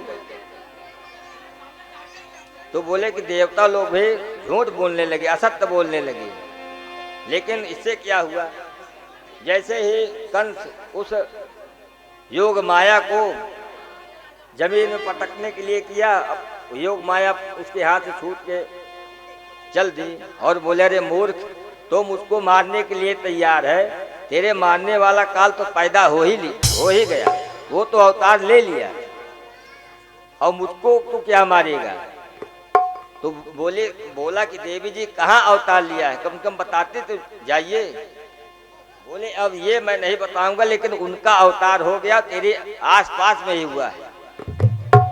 अब कंस अपना सर पकड़ के बैठ गया कि हे भगवान, अभी देवता लोग आकाशवाणी हुई, आकाशवाणी से ये कन्या पैदा हुई, अभी ये कन्या भी तो झूठ बोलेगी नहीं, लेकिन अब किया क्या जाए। उसने जो है अपने गुप्तचरों को लगाया कि आज के दिन नोट कर लो, आज से जितने छोटे बच्चे अगर मिले उनको सबको समाप्त कर देना, क्योंकि ये योग माया ये भी झूठ नहीं बोलेगी। इसने भी जाते जाते संदेश दे के गई कि तुम्हारा मानने वाला काल पैदा हो गया। अब इधर नंद बाबा के यहाँ, नंद बाबा की बहन थी सुनंदा बुआ। जब उनको नंद बाबा के भी कोई संतान नहीं हो रही थी, नंद बाबा भी 80 वर्ष के जब वृद्धावस्था में आए, तब उन्होंने ब्राह्मणों से पूछा। तो वशिष्ठ जी बोले खूब ब्राह्मणों को चकाचक सेवा करो और भोजन कराओ, दान पुण्य दो, इसके कारण तुमको संतान का योग होगा। तो ब्राह्मणों के फल से इनके भी गर्भ में, नंदरानी के भी गर्भ में संतान था। अब वो तो बेटी थी।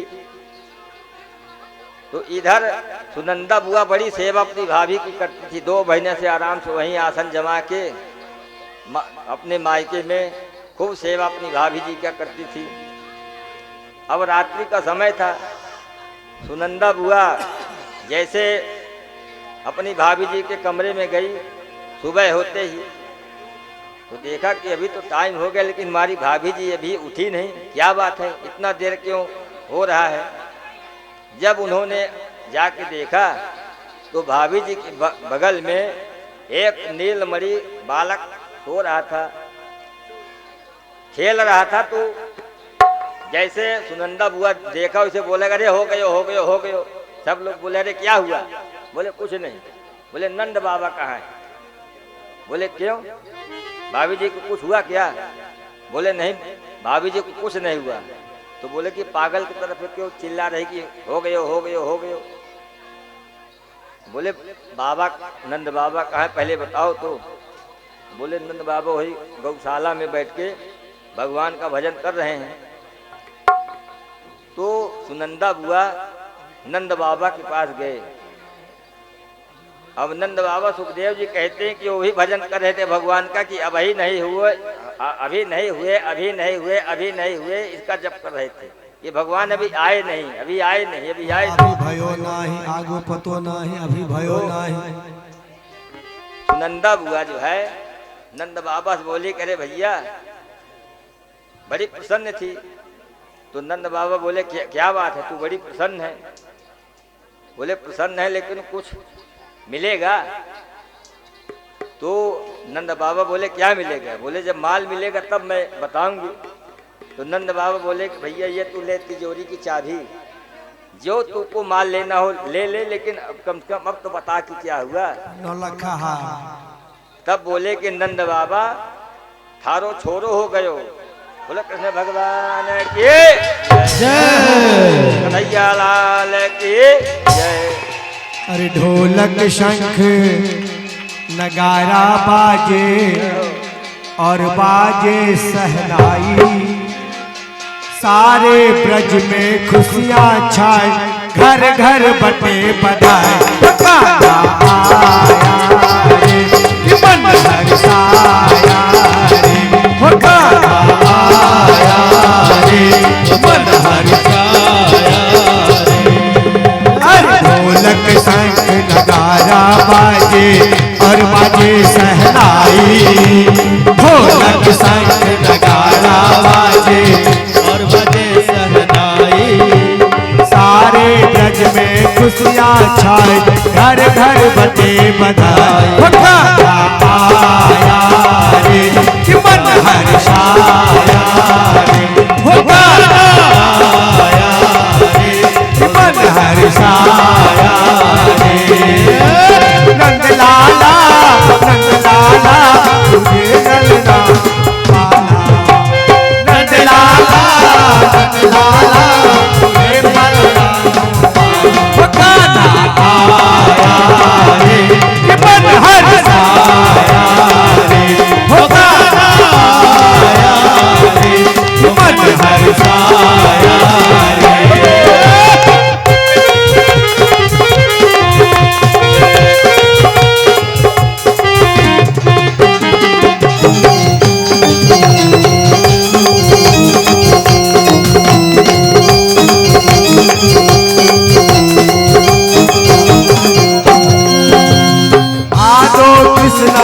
तिथि अष्टमी मारता हो बुधवार, भादो कृष्णा तिथि अष्टमी मारता हो बुधवार।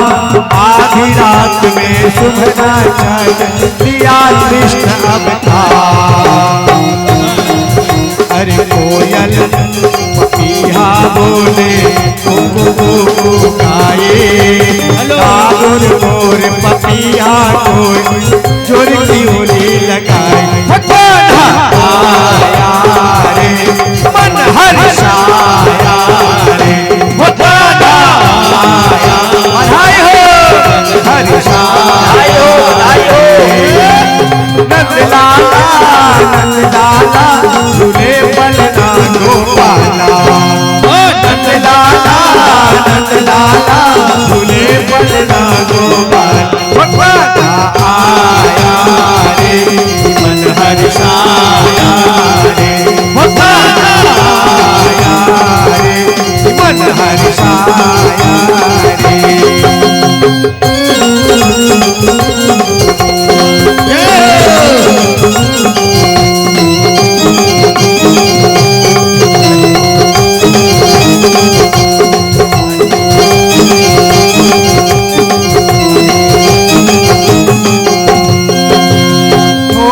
शंख नगारा बाजे और बाजे सहनाई, सारे ब्रज में खुशियां छाए घर घर बटे बधाई। हो सारे ब्रज में खुशियां छाए घर घर बटे बधाई। गाना रे मन हर्षाया रे हो गाना रे हो मन हर्षाया रे नंदलाला झूले बलना गोपाला नंदलाला झूले बलना गोपाला आया रे मन हर्षाया रे हो गाना आया रे मन हर्षाया रे हो गाना आया रे मन हर्षाया रे हो गाना आया रे मन हर्षाया। बोले बाल कृष्ण लाल की जय। अरे ब्राह्मणों को भी बधाई देना है। वासुदेव जी तब आप ब्राह्मणों को भी कृष्णा जी को बधाई उनको दे दीजिए नंद बाबा के घर में। नंद बाबा और नंद घर में उत्सव होती है। उत्सव इस प्रकार से होती है कि वहाँ सभी गाने बजाने वालों लोग को बधाई मिलती है और ब्राह्मणों को बधाई मिलती है। इन लोग को मालूम नहीं है ये सब लोग आराम से बैठ जाइए। नंद बाबा के घर में जाएंगे, नंद बाबा को दे देंगे, सब होगा। सब लोग बैठ जाइए। नंद घर आनंद भयो जय कन्हैया लाल की। नंद घर आनंद भयो नंद घर जय कन्हैया लाल के हाथी जय कन्हैया लाल की जय कन्हैया लाल की। बस बस बस बस बस यही था। हम सब यही बधाई आप लोग कर रहे हैं। आइए हम सब कान्हा का जन्म और कुछ उत्सव नहीं, मनाते लेकिन ये हैं सब करने और देखो। आपके सम्मान में फूल इधर आर्गन में मत डालिए, उधर उधर डालिए। इंस्ट्रूमेंट पर फेंका जाता है। आइए हम सब कान्हा का जन्म उत्सव मनाते हैं। आइए हम सब कान्हा का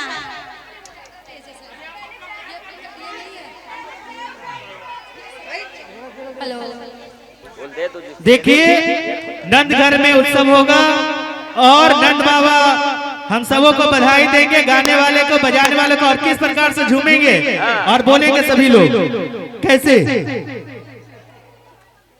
चलो बहुत बधाई। एक हाथ आइए दीजिए पहले हम गाने। सब कान्हा का जन्म उत्सव मनाएंगे और आपके स्वागत में हम फूल बिछाएंगे। अरे ठुमका जरा लगा, अरे ठुमका जरा लगा, जन्मदिन कान्हा का। ठुमका जरा लगा, जन्मदिन कान्हा का। ठुमका जरा लगा, जन्मदिन कान्हा का।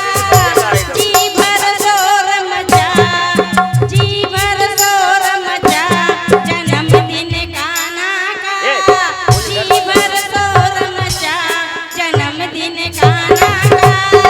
ठुमका जरा लगा, जन्मदिन कान्हा का। हम नाच गाएंगे।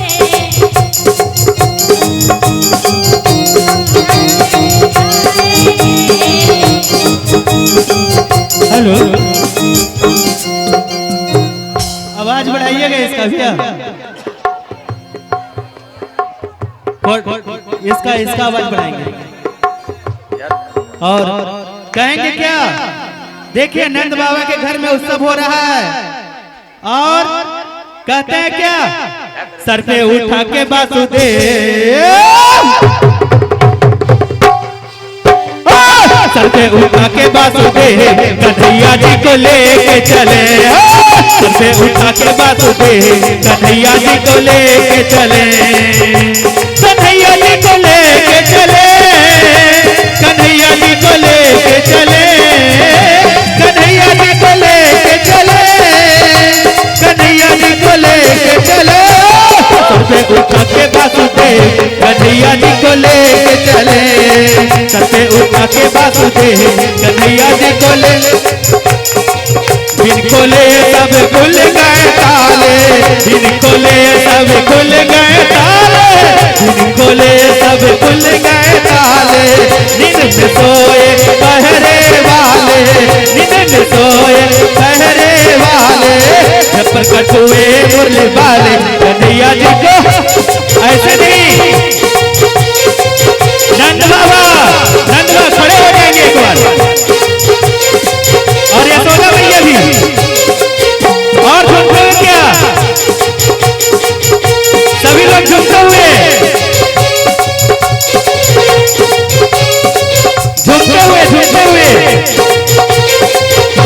कन्हैया जी को लेके चले, सर पे उठा के वासुदेव कन्हैया जी को लेके चले।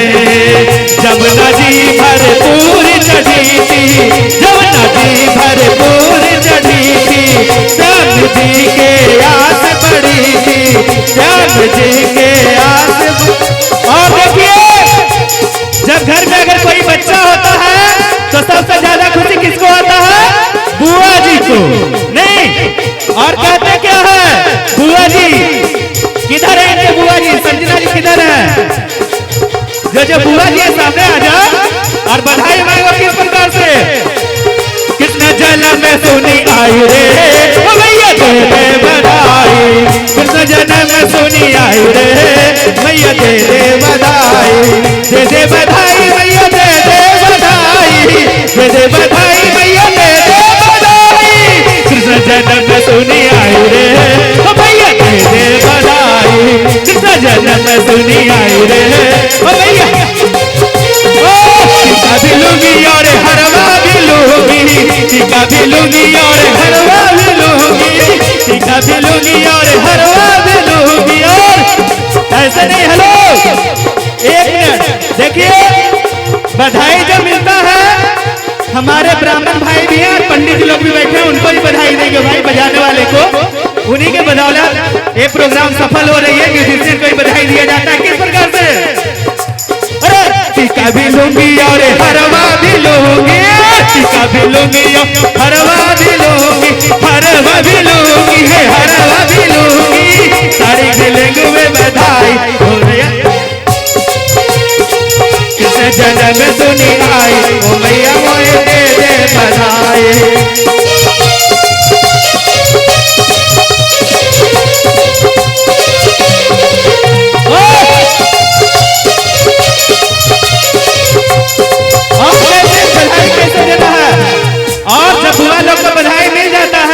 तो बुआ लोग आशीर्वाद देती है क्या?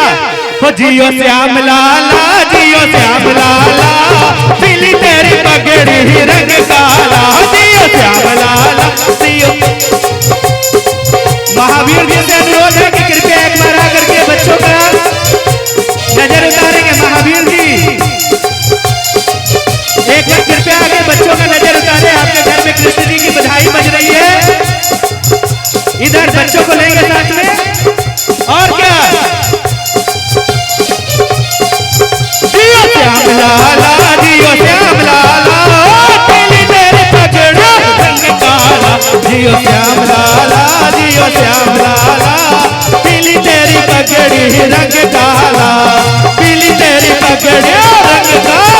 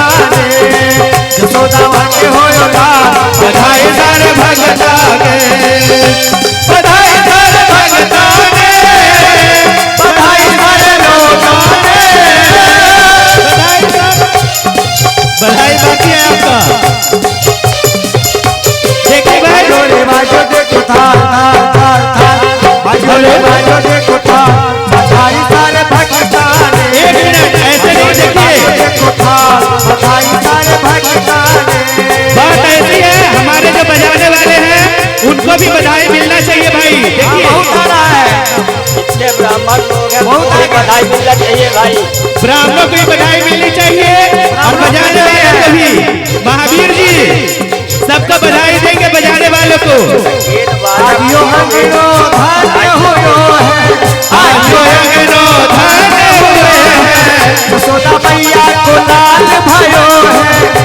यशोदा मैया को लाल आयो है। बाजो रे बाजो बाजो बाजो रे बाजो देखो ताल उदय देखे चरना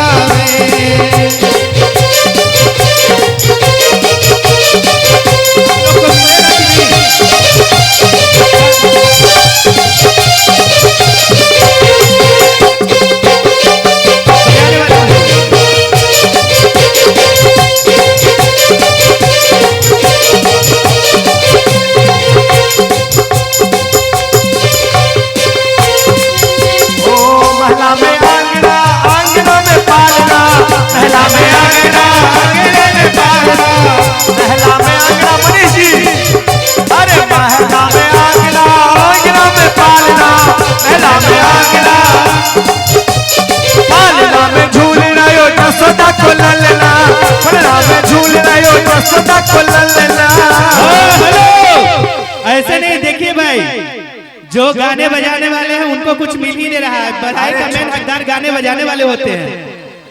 आप लोग सभी मिलकर के गाने बजाने वाले को अरे कान्हा जी लियो अवतार, छोड़िए, अरे कान्हा जी लियो अवतार, बधाई सारे भक्ताने, हाँ कान्हा जी लियो अवतार, बधाई सारे भक्ताने, बधाई सारे भगताने, बधाई सारे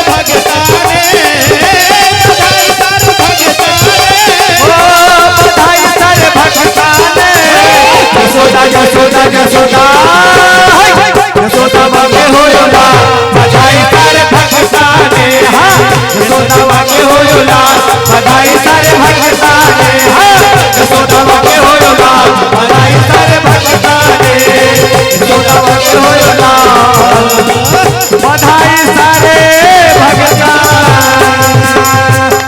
चलिए। करुणावतारं संसारसारं भुजगेन्द्रहारं सदा वसन्तं हृदयारविन्दे भवं भवानी सहितं नमामि। आरती बाल कृष्ण की जय, आरती बाल कृष्ण की जय, अपनो जन्म सफल कर लीजिए, अपनो जन्म सफल कर लीजिए। आरती बाल कृष्ण की जय, आरती बाल की जय। श्री यशोदा को परम दुलारो, श्री यशोदा को परम बाबा की अखियन को तारो, बाबा की अखियन को तारो, गोपियन के प्राण सो प्यारो, गोपियन के प्राण सो प्यारो। इन पर प्राण न्योछावर कीजय, इन पर प्राण न्योछावर कीजय। आरती बाल कृष्ण की जय, आरो जन्म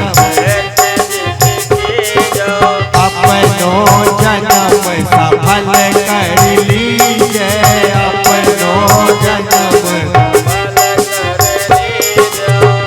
बलदाऊ को छोटो भैया,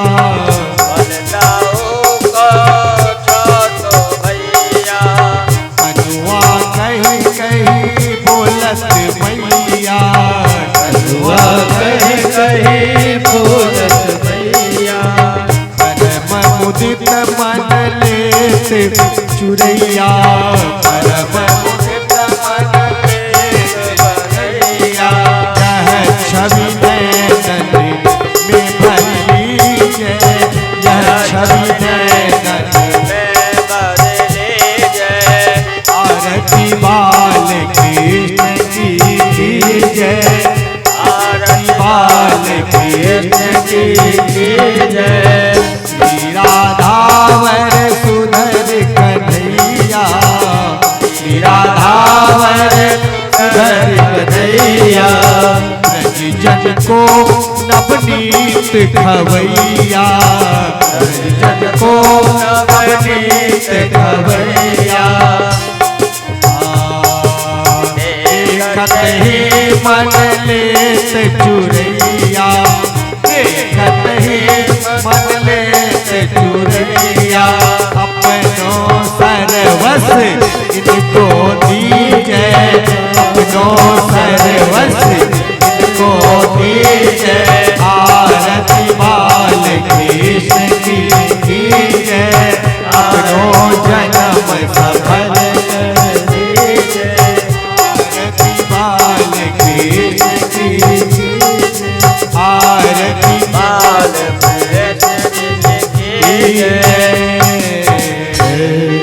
श्री भागवत भगवान की है आरती, पापियों को पाप से आरती। भागवत भगवान की है आरती, पापियों को पाप से आरती।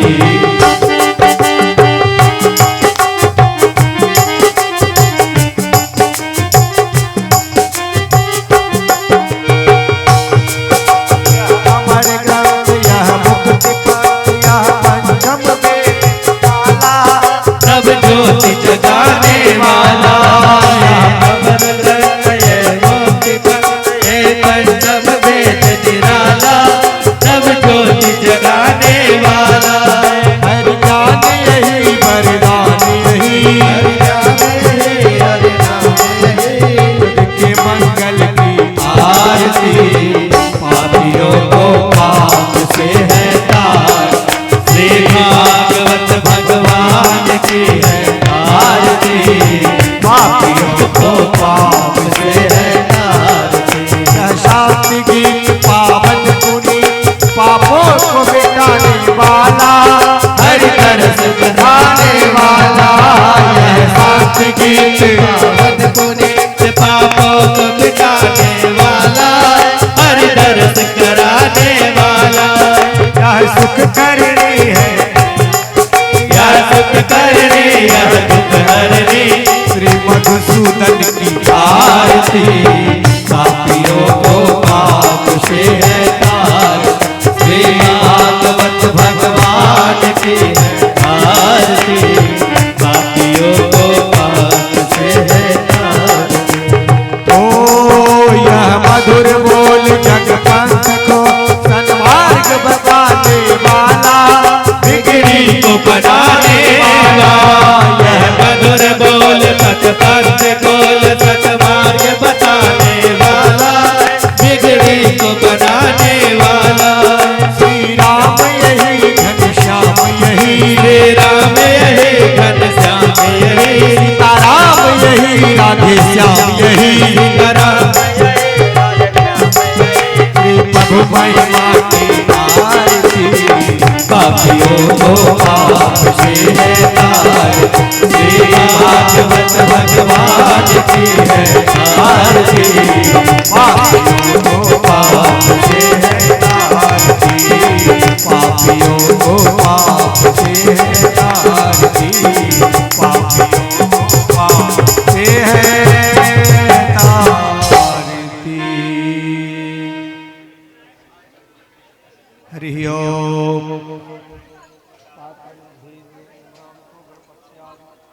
सर्वदेवो परि अंग लग्नं मनुष्याणां सर्वं पापं व्यपोहति जलेन शीतलीकरणं पुष्पे देवादिवन्दनं मा आत्मावादिवन्दनं ग्रहणं मा। अभी है क्या आरती करने वाले? हरि ओम। शांति ध्यो शांति, रापा शांति, वनस्पते शांति, शांति रेव शांति, सामा शांति रेधि।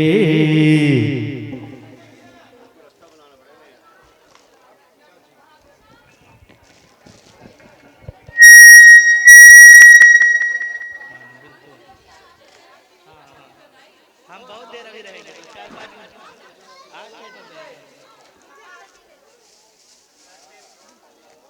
हस्ते पुष्पानि गृहीत्वा, हाथ में फूल देंगे। हाथ में फूल देंगे, जल का छींटा लगा देंगे, हाथ में फूल देंगे। जो फूल हो दे दीजिए। हरिओम। सभी को हाथ में फूल दे देंगे। हरि ओम यज्ञेन वंदे देवा धर्मानि प्रथमान च तेनाकं महिमान सचदत् प्रवेशाद्य सन्ति देवा। सन्ति देवा। हरि ओम। राजाधिराजा प्रसय्यताहिने नमो वयं वैष्णवाय कुर्महे। फूल नहीं है तो चावल दो हाथ में। क्या हुआ?